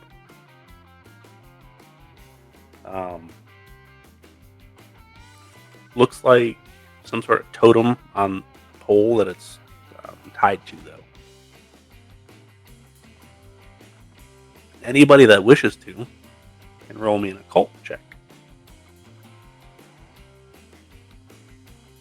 That's pretty good. Got it.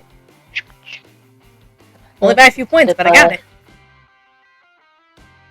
Yeah, I got that one too. Okay. Not quite a hard success, but close-ish. Okay. So you two would know this particular totem. Etta would make a whole lot more sense that you know this, but even Saoirse, as a totem to Baron Samedi.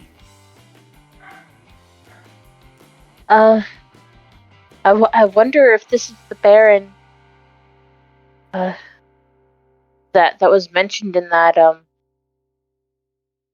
that note that was left in that room. This is for Baron me. Sorry. Samedi. Medi? Samedi. Samedi.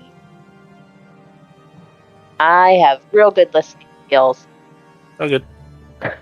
With this, Eileen kind of looks at Etta. Would this also be the same Baron that the shopkeeper mentioned? More than likely.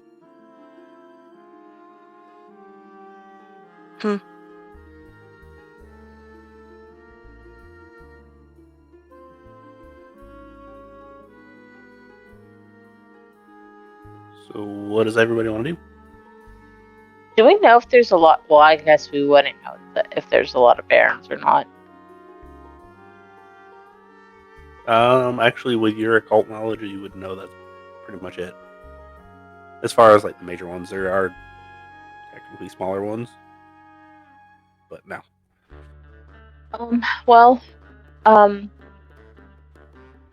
This is probably it. Just this guy. There's smaller Baron that I've read about, but really the only, big honcho that I know about the research that I've done. He is one that you don't want to mess with, though. Unless you know what you're doing. As far as I remember. I'll take your word for it. So what that tells me is we should probably go investigate. Lead the way, Captain. I mean, what's the worst that can happen? I mean, you were almost shot. You said the thing. Now the worst is gonna happen. You said the thing. Just use your imagination. say- Who knows what'll happen? You never say it's quiet, and you never say what's the worst that can happen. So Or what could possibly go wrong. yeah. He hops in the front of the boat and grabs an oar and he's like, alright, so anybody coming with me, hop in now. Anybody that doesn't, you're fired. I'd rather be with you than being left here out in the swamp. And Saoirse will Yeah. get in. I second that.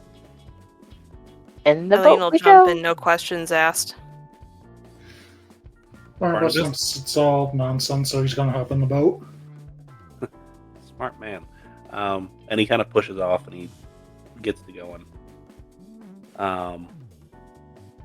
You're paddling through the swamp for a good ways. Probably a good 30, 45 minutes.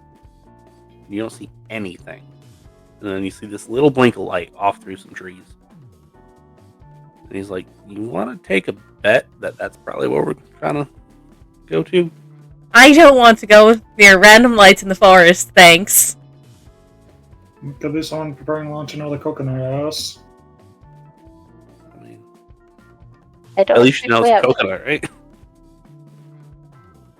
Coconuts kill. Yeah, if they fall from the top of a tree, not thrown at you. They're also on I mean, if it's on fire. But no, lights in the forest is never a good thing. I don't think we should go towards them. Well, you, like, superstitious or something? Yeah, a little bit. Oh. Well, you're gonna have to get over that. And he Oh. starts going toward it. You can stay with the boat if you're really that concerned about it. I don't know if that's an option. You get close enough and you can actually see that it's a torch on the end of a dock. There is another very similar canoe strapped to it. He's like, see, told you, nothing bad'll happen. Right, nothing bad will happen. Yeah. It's all And, in person. Yeah. And he gets out there, ties off the boat, and steps off and helps everybody else off. He's like, well, I assume nobody wants to take point. I mean, I will. Unless someone else would prefer to. No, you go right on ahead. Sure, fine. Just make sure someone covers my back. Or She'll- I'll go right behind you. She'll kind of roll up her sleeves and trudge her way forward. Keeping Alright. an eye on things as much as possible. This one is a pretty standard, like, path straight up to what you're looking for. Come up to a little bit more than a lean-to. There's a door, there's, like, cloth over the windows. You can see a very, very faint light in there. But it's definitely not bright. It's probably a candle. Captain's like, alright, so going forward, everybody be quiet, obviously. I mean, I don't think I really have to tell you that. And then, secondly, do not engage if we don't have to, okay? Again, I don't think I have to tell you that, but let's make sure. No problem.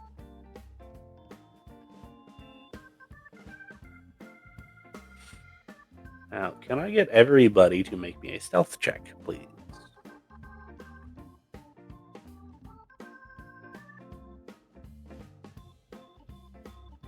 Pass. 52. Okay. That's a fail. I passed by the skin of my teeth. Okay. So we've got 2 passes, 2 fails, and then captain's roll, which is a hard success. So as a group, you'll pass. You come up to the edge of this hut, and you can kind of peer through. And then there's this younger guy, just sweating bullets. Looks like he's probably ran a freaking marathon. Is kind of what it looks like.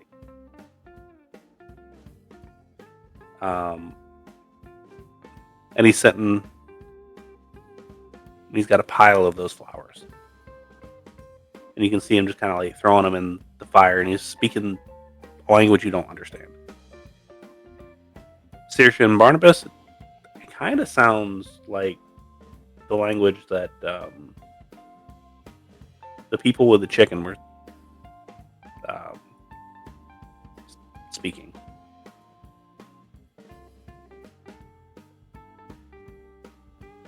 And Captain kind of looks in, kind of looks to everybody else, and kind of points and kind of raises like a hand. Go ahead and give me a psychology roll, just to see if you can figure out exactly what he's trying to portray. I got it too. I failed. Okay. I passed, again by the skin of my teeth. All right. Then Saoirse? I said nope. Okay. Well, 75, mine's 40. Barnabas and Eileen. That's you want to go in, or what do you want to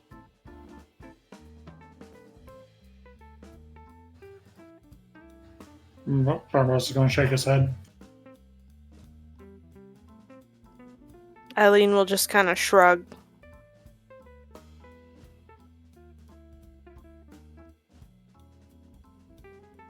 Kind of shakes his head up and down. And he moves around to the side of the house. And he kind of waits for everybody else to figure out what you guys want to do. Because this guy's just sitting there steady, throwing stuff in.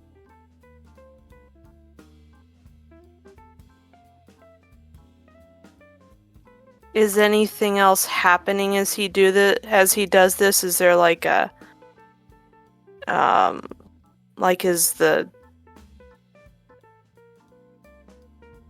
is there like oddly scented smoke, or is anything in the atmosphere changing? Smoke does smell a little bit odd, but possibly just because of the flowers. Everybody give me a listen, please.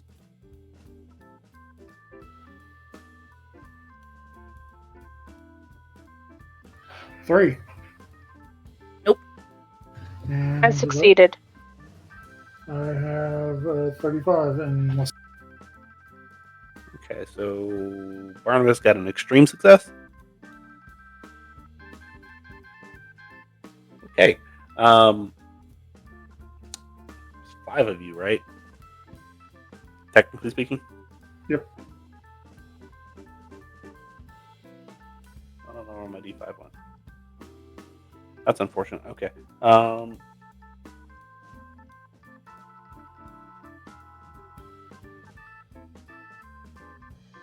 Barnabas.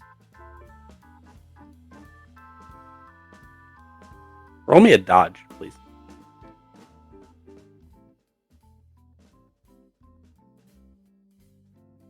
I got 97. Oh, cool. You, right as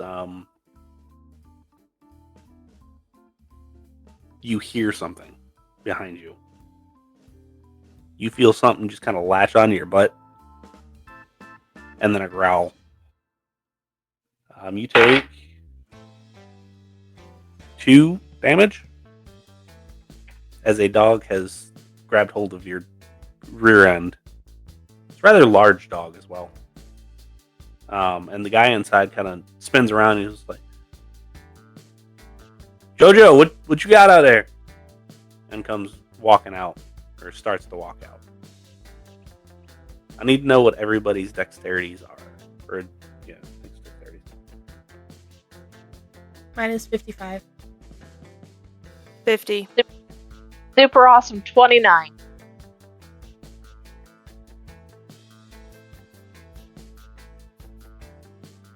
And what's Barnabas got? His dex is 30. Okay. So, Captain gets go first. Captain comes running around and he's like, oh shit. And he goes to just kick the dog off of Barnabas. I don't like kicking dogs, but that's got to be done. And that. Let's see if the dog does not.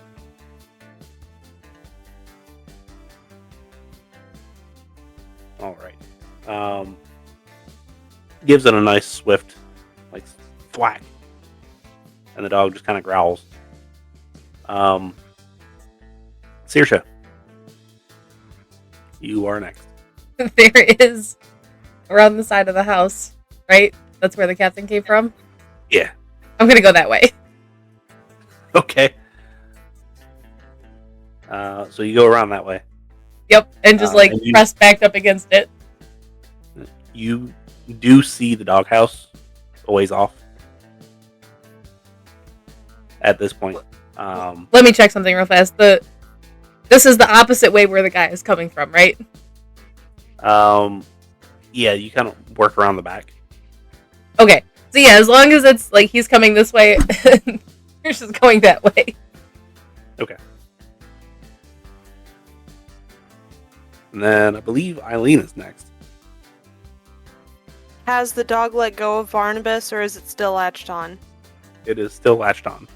Okay, since we're basically in the swampy woods area, can I, like, find a stick or something that I can jab between its jaws that's a little bit wider than what it's currently hanging on to, so I can try and make it let go? Yes. Yeah, there's bunches of sticks around that you try to jam in there and open up. Okay, I'm gonna try and do that. Alright, go ahead and give me I'll give fighting brawl. Or fighting... whatever it is. Okay.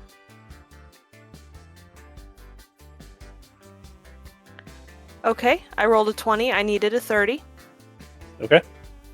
So yeah, you stick it in there and you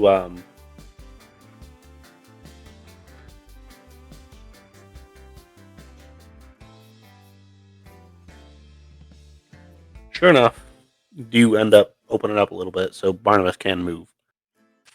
At this point, the guy comes walking out front and he's like, "Who the hell are you?" Doesn't really do anything from there. Though. Who had higher between Barnabas and Etta? Barnabas. All right, Barnabas. The dog has let go of your rear end. Barnabas is going to fall forward and then try to kick the dog. Okay, go ahead and give me his fighting brawl. Base is 25, I believe. Okay. So yeah, you kind of fall forward and you're like frantically trying to kick this dog off you, and it's just not happening. And then Etta, what would you like to do? What? I don't know what we're doing here. We're lost. All right. Wait. And dude standing there. Captain kind of looks at him and is like, shit. And he kind of goes to pick the dog up. And let's see what happens here. Does not pick the dog up. Dog slips through his hands. Saoirse. It's all on you. Saoirse's not gonna come out. The guy's distracted and the dog's not coming after them. So, what is Saoirse pressed back up against? The house, a gate, a fence? Yeah, the house. Okay. There's a couple windows on each side. If you want to go inside, if that was your intention. Kind of. I want to see if anything's visible inside. The table, the fireplace that he's been throwing stuff in. Looks like there's a cot or a bed or something. Kind of a small like pantry, and there's a couple books around as well. No, like ritual site or anything like that from the looks of it. Give me the cult roll.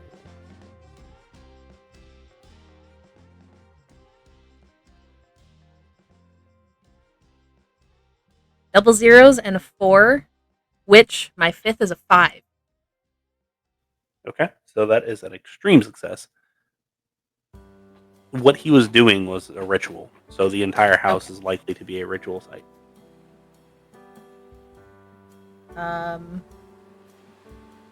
But there's no like obvious things like symbols or anything drawn or whatever. Without a better like look at stuff inside, you can't tell that. Okay. But there is a pile of flowers in front of the fire. Pile of flowers and pile of books for somebody that you don't know how well educated they are, so don't know if they can actually read. Can Saoirse pull out the camera that they have and take a picture of the fireplace? Yes, you know that's got a flash bulb on it, right? Oh, that's true. It is dark, isn't it? Never mind. Forgot that it was that dark.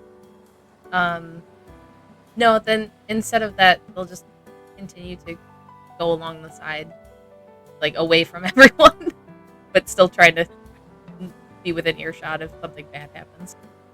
Okay.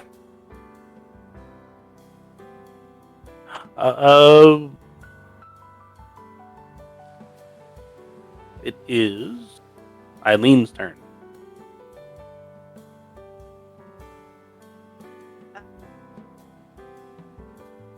I am going to. I don't know, just kind of move to put myself between Barnabas and the dog. Not exactly sure what's going on. Just kind of looking around, watching to see and make sure nothing else happens or the dog doesn't try to charge again. All right. Keeping a stick or my knife or whatever, just kind of handy to shove in its jaws if I need to. All right. You see the dude just kind of like snap his fingers and like point next to him. Dog comes running over, sits down. Like, good job. Now, so what y'all doing out here? Because you don't just get lost out here and come to my place.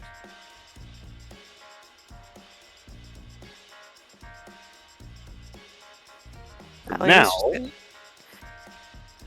you're free to act as you see fit. Saoirse, anything that you want to do, you're going to have to give me stealth roll. We'll start with that.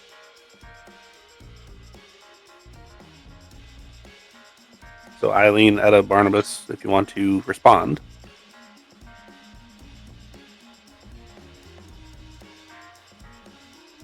Barnabas is going to yell, "Keep that goddamn dog away from me." Well, he'll only go where I want him to. I promise you that.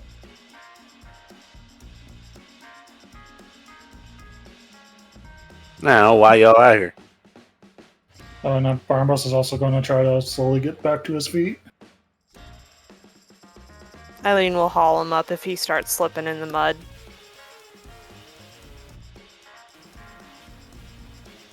And then she'll kind of turn and look at the captain with kind of one of those, what do we tell him? Do we say anything? Captain's like, you don't know anything about no coconuts, do you? And guy's like, what are you talking about coconuts? Anybody wants to give me a psychology roll on that, by all means. Nope. Ooh, I rolled decent. Let me see.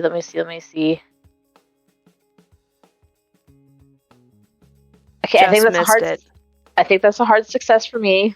I rolled a 4, and I have a 10. My half is 5. Okay. So Etta, he knows exactly what the hell he's talking about. He kind of saw the like half smile form. He's like, "What kind of coconuts? What you talking about, coconuts?"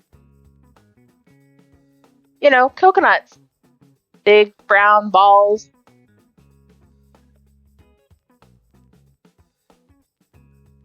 Phrasing. You just That's like not wrong either. Come on now. you just like. I mean, I don't know nothing about no coconuts. I think you do. No. Please tell me. Come on, please. What do you know about coconut? I don't know The sooner nothing. you tell us, the sooner we'll be out of your hair. What about coconuts? What you want to know? Were you the asshole that threw one at me? Kind of laughs is like somebody throwing coconuts at you now. First you get bit by a dog, now you get coconuts. Oh, flaming coconuts. Flaming coconuts. Now, if I was going to do something like that, I'd make sure I hit you instead of apparently miss you because you ain't on fire. Now, if you would kindly get getting so I can go back to what I was doing. Before you respond, Saoirse, what are you doing? Well, I rolled a 6. I can't hear you. Oh. Yeah, no, you're good now. You can hear me? Yeah. Okay, that was weird. So I rolled a 6. My what is it? The extreme is an 11. So I'm super stealthy. Is there a way to get into the house? Yeah, just From back slip here? in through the window. Okay. No, Ain't nothing in the window besides cloth. Oh, okay. And it's gonna be easy enough to get in and out? Yeah. Okay. Windows are big enough that you can slip through. If it sounds like they're still keeping the guy occupied, then Saoirse will slip into the window. Okay, so you slip in through the window and you get a better look at the books almost immediately. I'm gonna need a sanity roll. Okay. Oh no. 91. Oh no. This is the bad sanity roll to get, by the way. Yeah. You take 4 points of sanity damage. Ooh, that's a lot. Yeah. As your brain cannot physically comprehend what it's looking at, you absolutely know that this is some serious stuff, but you're I don't know what this is. They also seem to be wrapped in human skin. Extremely shakily. They would probably pull their camera out, and if it doesn't seem like the flash is going to be too easy to be seen outside, snap a picture of that.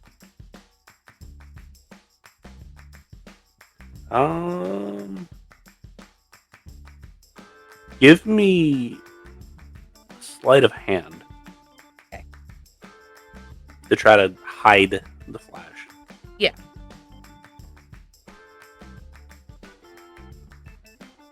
Nope.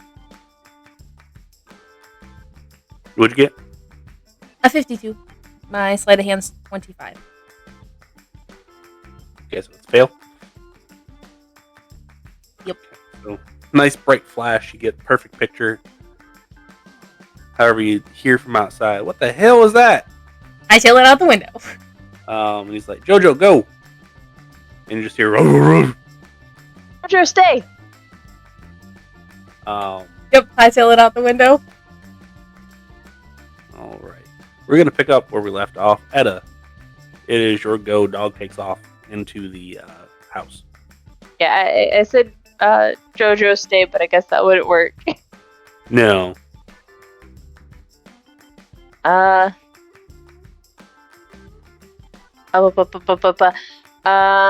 I? Oh gosh, I don't know. Can I pick up a stone or something to try to throw it towards the dog to distract it from? There's firewood. So go ahead and give me a throw check. Yeah, this is gonna go lovely. It'll be fine. Okay, bro, come on, roll super low. You suck at this. Nope, I failed. How badly did you fail? Not horribly. I rolled a 34 and I have a 20. Okay. So it goes 10 feet, smacks the side of the house. And the dude kind of looks at you and like, "Oh, okay. Barnabas, is your turn. Barnabas is just going to go, oh hell no, and just try to get away from the dog.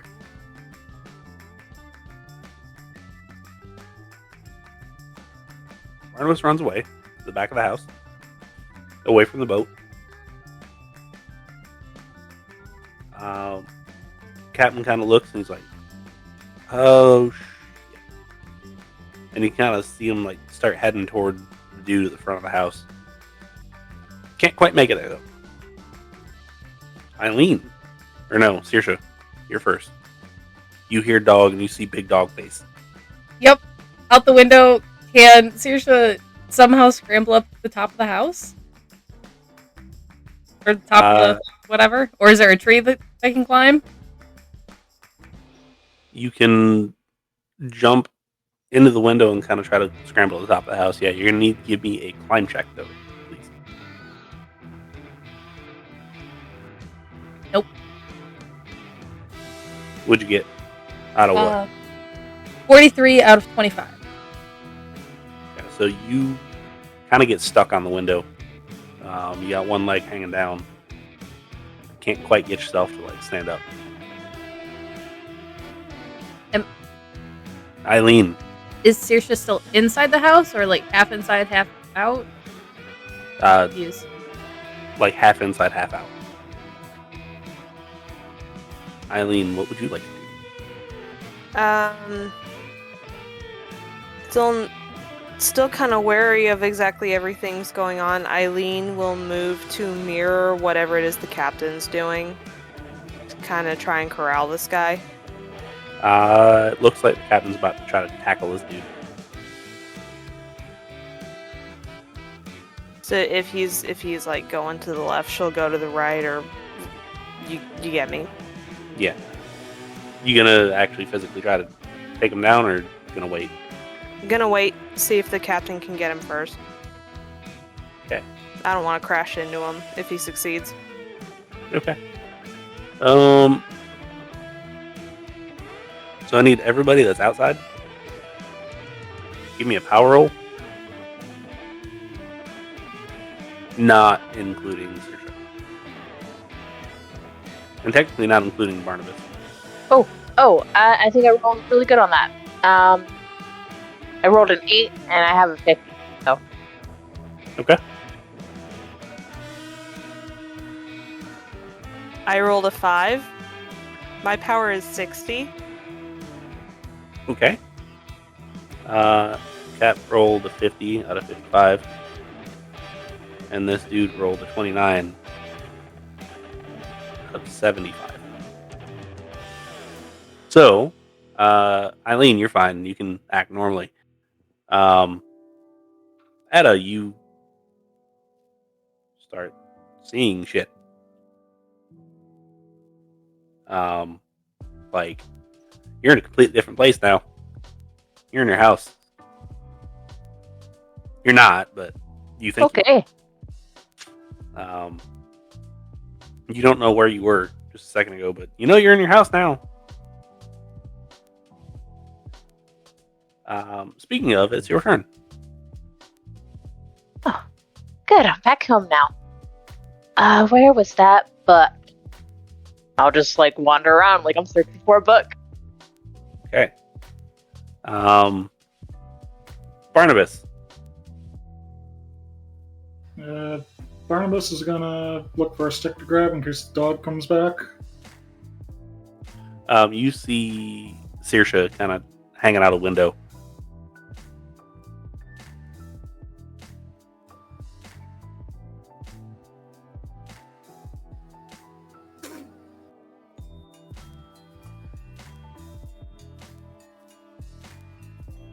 Would you like to do anything with that or no?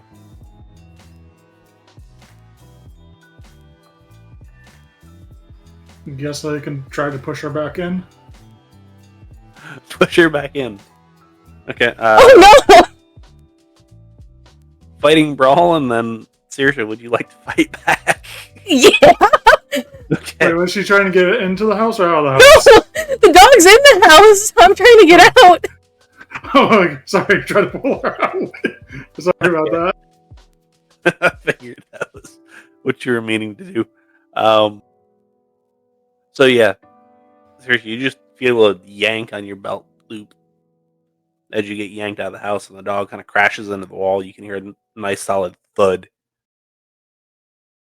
Oh god! Oh god! Oh god! Oh god! The dog hurt itself badly. That's terrible, but that's funny. You hear "Arr, arr," inside the house. That's what you get. Saoirse,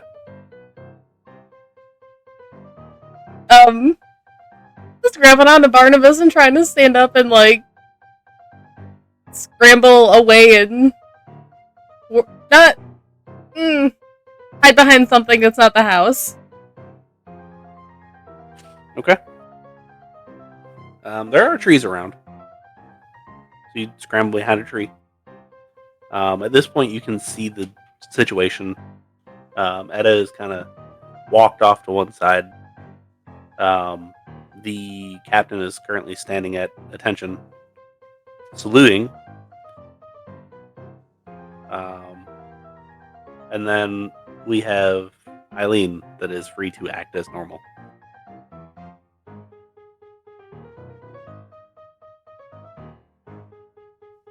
So, it is Eileen's turn. Okay, cool. Is this guy like chanting or what happened? Did he like blow something in the captain's face? How'd that go down? So what Eileen saw was he said something and just kind of held out a hand, and Etta started acting all sorts of weird, and Captain stiffened up.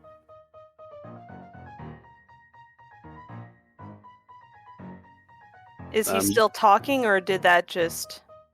Or does he look like he has a look of concentration on his face? No, it looks like he just kind of did it, and then he's kind of looking at you, kind of confused. Okay, so before he can try to do it again, I am going to tackle him and try and shove the stick that I was holding in his mouth. Okay. Give me a fighting brawl, please. Cool.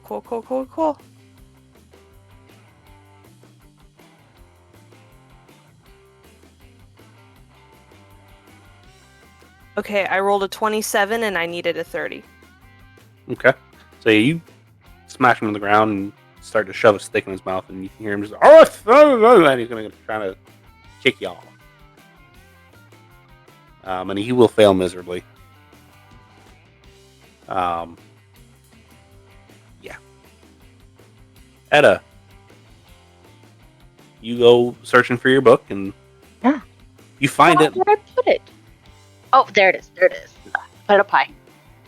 As you grab it, you realize that you're just grabbing onto a tree limb, and you're back in the swamp. That was weird. And realize that Eileen has just tackled this dude. Thanks, Eileen, I think. I was here, and then I was in my house, and now I'm here again. I'm confused. Someone get over here and subdue this guy. I can't hold the stick in his face all day. Barnabas, you hear that. I'm going to stomp on his head. Okay, let's yeah, go ahead and give me a fighting brawl. I feel like that should be an advantage. What'd you get? 27. I needed 20. Or 25. Okay. Go ahead and roll the 10s one more time, just to see what happens.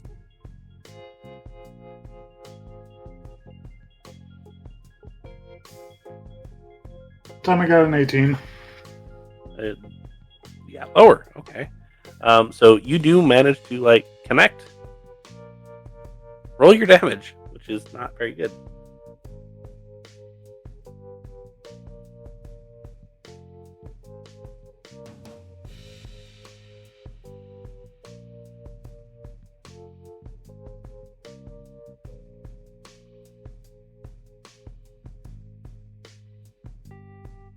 And I need to find my D3. There, I got you. It's D3 minus 2, right? Yes. Okay. Or, You yeah. Or no, minus 1.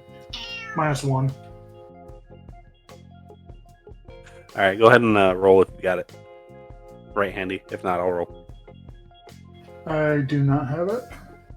Okay, you do 1 damage to this guy. As you don't actually get him in where you're trying. You kick him in the shoulder, and he's like, "Ow!" with the stick in his mouth. Captain loosens up as well. He kind of looks down and he's like, "Oh shit!" Saoirse, you see Barnabas kicks the shit out of somebody in the shoulder. Eileen's trying to hold this guy down, put a stick in his mouth. Is the dog coming back out? That's what they're concerned with. It doesn't seem so. Okay. They will go towards the group and pull their boot knife out and just hold it. Okay. You gonna try to intimidate him to make him stop? Or are you just kind of holding on to the boot knife? Just freaking out, holding on to the knife.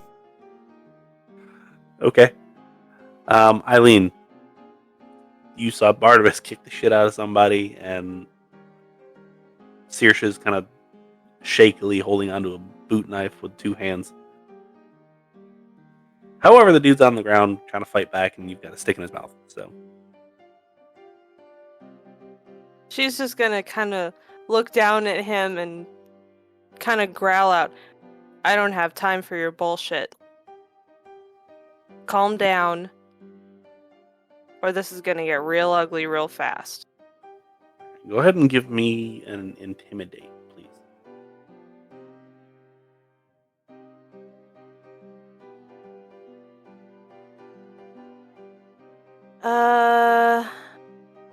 That is going to be a 23, but I needed a 15. Okay.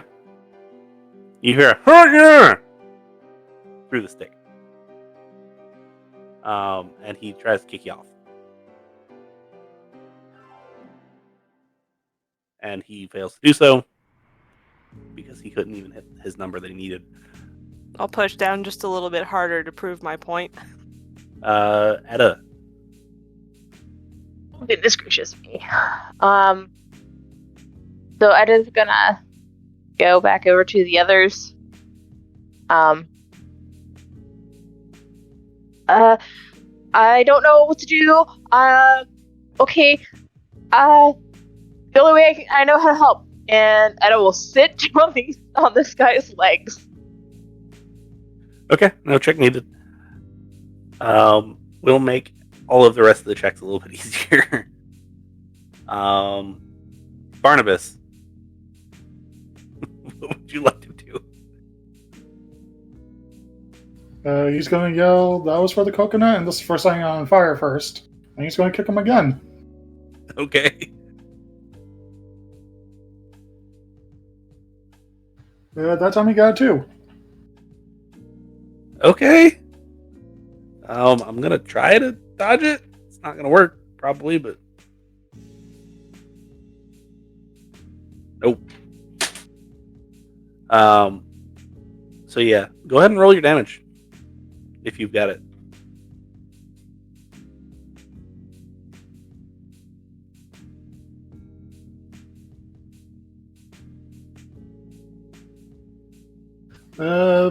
Got a 3, so the -1 makes it 2. Okay. You sink right in the side of this dude, and you just hear. Captain kind of comes over, and he's like, "I appreciate that. I got it from here." And he rolls him over and puts handcuffs on him. Effectively gag him. Between all of you trying to help at this point, you can't really do a whole lot. The dog comes limping out, and he kind of gives a growl and walks back to his doghouse. You load him on the boat and bring him back to humanity. Once back, you get back to the clearing, sit him down. Captain kind of looks at him and is like, so now that we're away from your attack dog, and you ain't got any backup, what the hell went on there? He goes, I'm not telling you nothing. Now, it's pretty much his entire conversation that he's going to have. You ask him a question, he's like, I ain't telling you nothing. So you can try to talk to him if you want to. Anybody want to try to intimidate him or charm him into talking or anything like that? Tell you right now, it's probably not going to work. Come on, can't you please just tell us something? You don't want to be away from your dog for too long. What if he starves? You want to roll a charm? Charm. You need an extreme success. Yeah, this is basically for giggles, but we'll try. Yep, nope, that's a fail. Barnabas, Etta, Saoirse. Barnabas is going to try to be intimidating and say, do you need me to cook you some more? Alright, go ahead and give me an intimidate. Nope. Alright.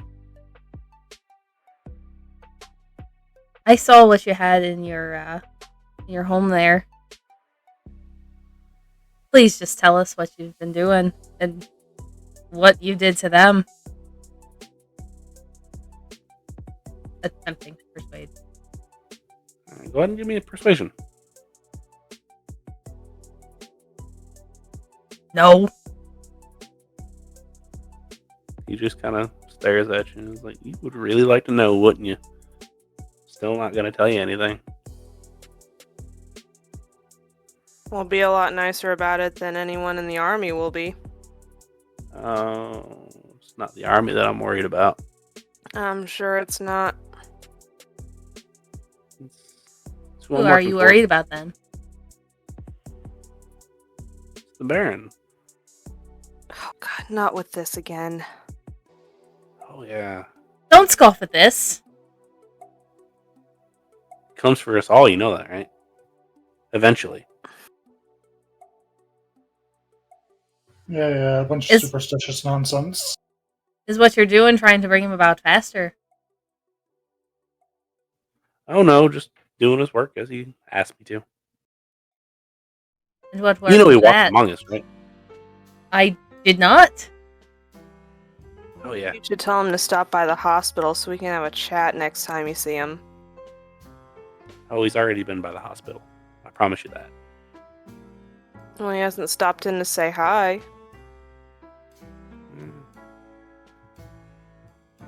Maybe he has, maybe he hasn't. You wouldn't know. What work is he having you do? Oh, you know. Does it Delivery. involve the flowers? Just deliveries, acquisitions. That's about all I'm going to tell you, though. You might as well just take me wherever you want to take me. Is this Baron dressed in a tan suit? No, of course. Only the best for him. Etta pales.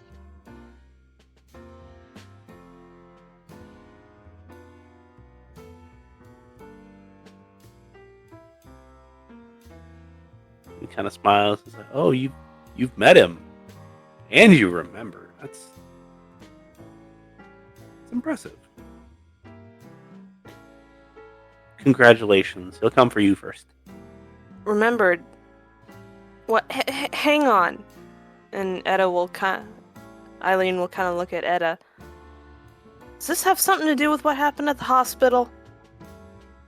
I think it does.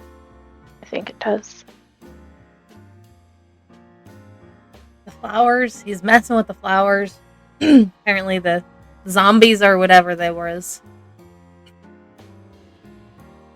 I willing to bet that he might have been to the hospital. He was at the hospital. You guys just don't remember. I don't know why I remember. So according to your memory, what was his involvement?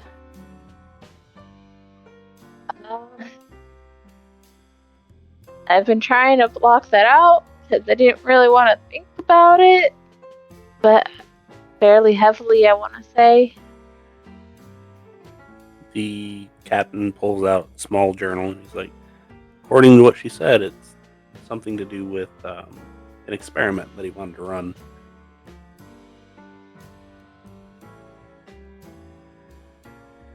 Now, I got to take him back. We can talk to him later. I am going to ask all you to go grab his stuff from that shed. Or that whatever.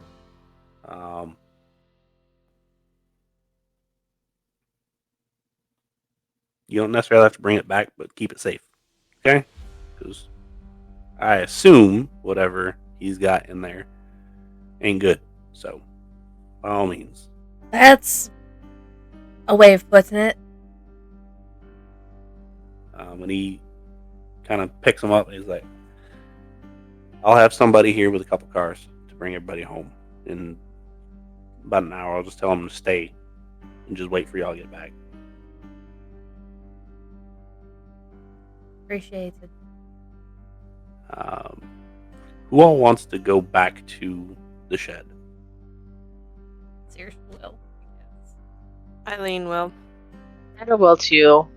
Yeah. Bit slowly and reluctantly, but she'll go back.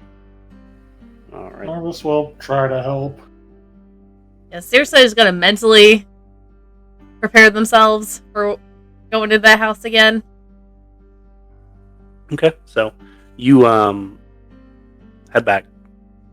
Takes you a little bit longer to find exactly where you're going and all that fun stuff, but you were literally just there. So you remember all the landmarks and remember where to go. It's pretty straightforward. You get there. Dog's asleep in its thing, and you go inside and all the books are still there. Everybody except for Saoirse. Go ahead and give me a sanity check. Got 77. I succeeded this time. Awesome. I also succeeded. I got a 48. Okay, so 77 is good, right? I start with 80, and my current is 79. Okay, so yeah, you're good. Everybody succeeded. These symbols are something like out of who knows what.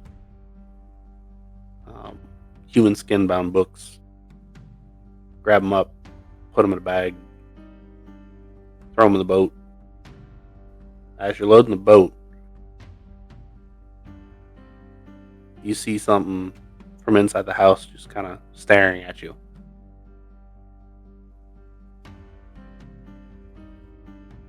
Definitely wasn't there before. All of us see it. Yep. Okay, time to go. And we try to figure out what it is if we look at it. How long are you going to stare at it? I'll look at it for 1 minute. Okay. Not super long, just So give me an occult roll and a sanity check. okay. I will do sanity first. That's all right with you? Yep, that's fine. Okay, that is a 42, so that's still a success. 48 is what I have, so. And occult, that is a 25, which is really good. And that is a hard success for me. Okay, this is... So, you come from a family that does, like, seances and crap. Sure. This is a spirit. Oh, fun times. Yeah. Saoirse would probably look and then like do a double take and be like freaking out. Yeah, Saoirse would be like, we need to leave now.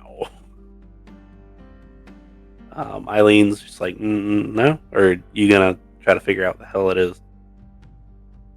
She's just gonna kind of sigh and continue moving everything onto the boat and let them investigate that if that so pleases them. We need to leave.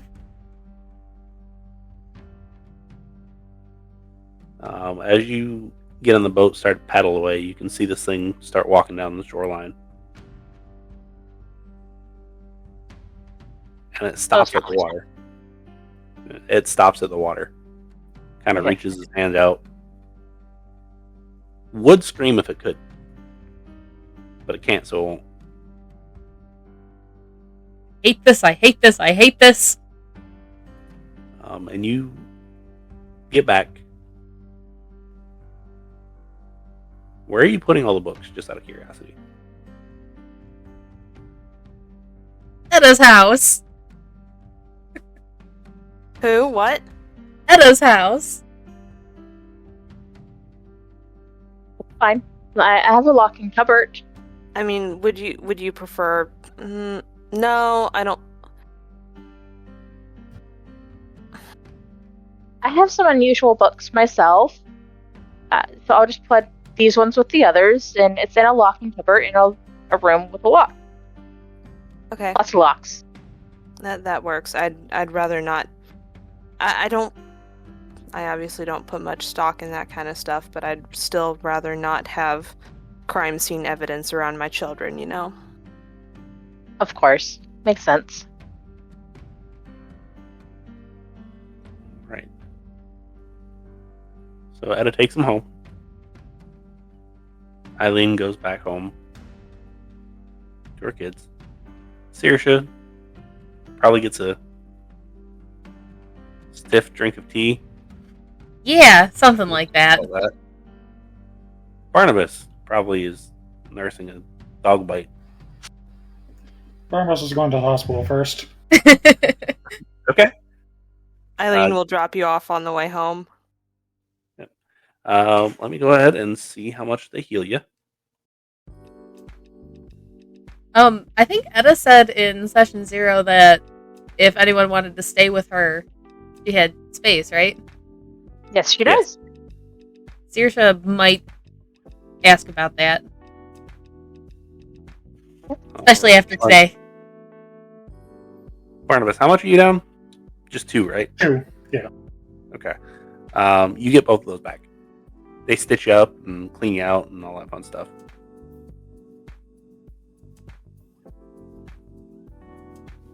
And everybody nods off to sleep.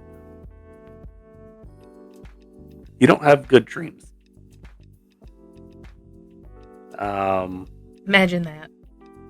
Yeah. Craziness right there. Shadowy figures. A dude with a skull mask and a black suit and a top hat. And just an incessant laugh. Wake up the next morning and it only lasts for the night and it's plenty. Trust me. And you go about your merry way. Next question is, does anybody read those books that you got? Dude, I want to read them. Yes, Etta does. Saoirse and Etta are going to be moving in together so we could just be like book buddies. Okay. So give me a library use check, please. I should really put more points into this at some point. This is sadly horrible for I did Etta. not pass. That I just barely failed. Rolled a 27. So reading through the books, you can tell that they are rituals of some sort. Exactly what they do. One of them gives you a waking dream. One of them makes you forget. You don't learn how to do them, though. There's another one that you don't fully understand. Waking dream. I wonder if that's what you did to us. I was hiding. I didn't Yeah. see anything only like that, affect- but you were acting pretty strange. I was at my house. It was so vivid.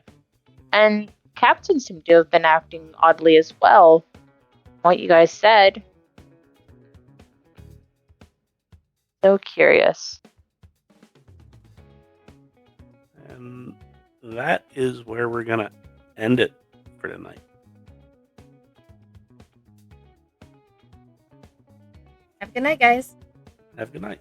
Sweet dreams. Yeah, sweet dreams.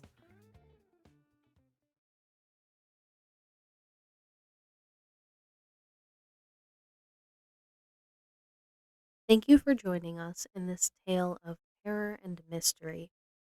If you have any questions for our keeper or investigators, please leave them in a comment below or in any of our social media platforms, which will also be linked below.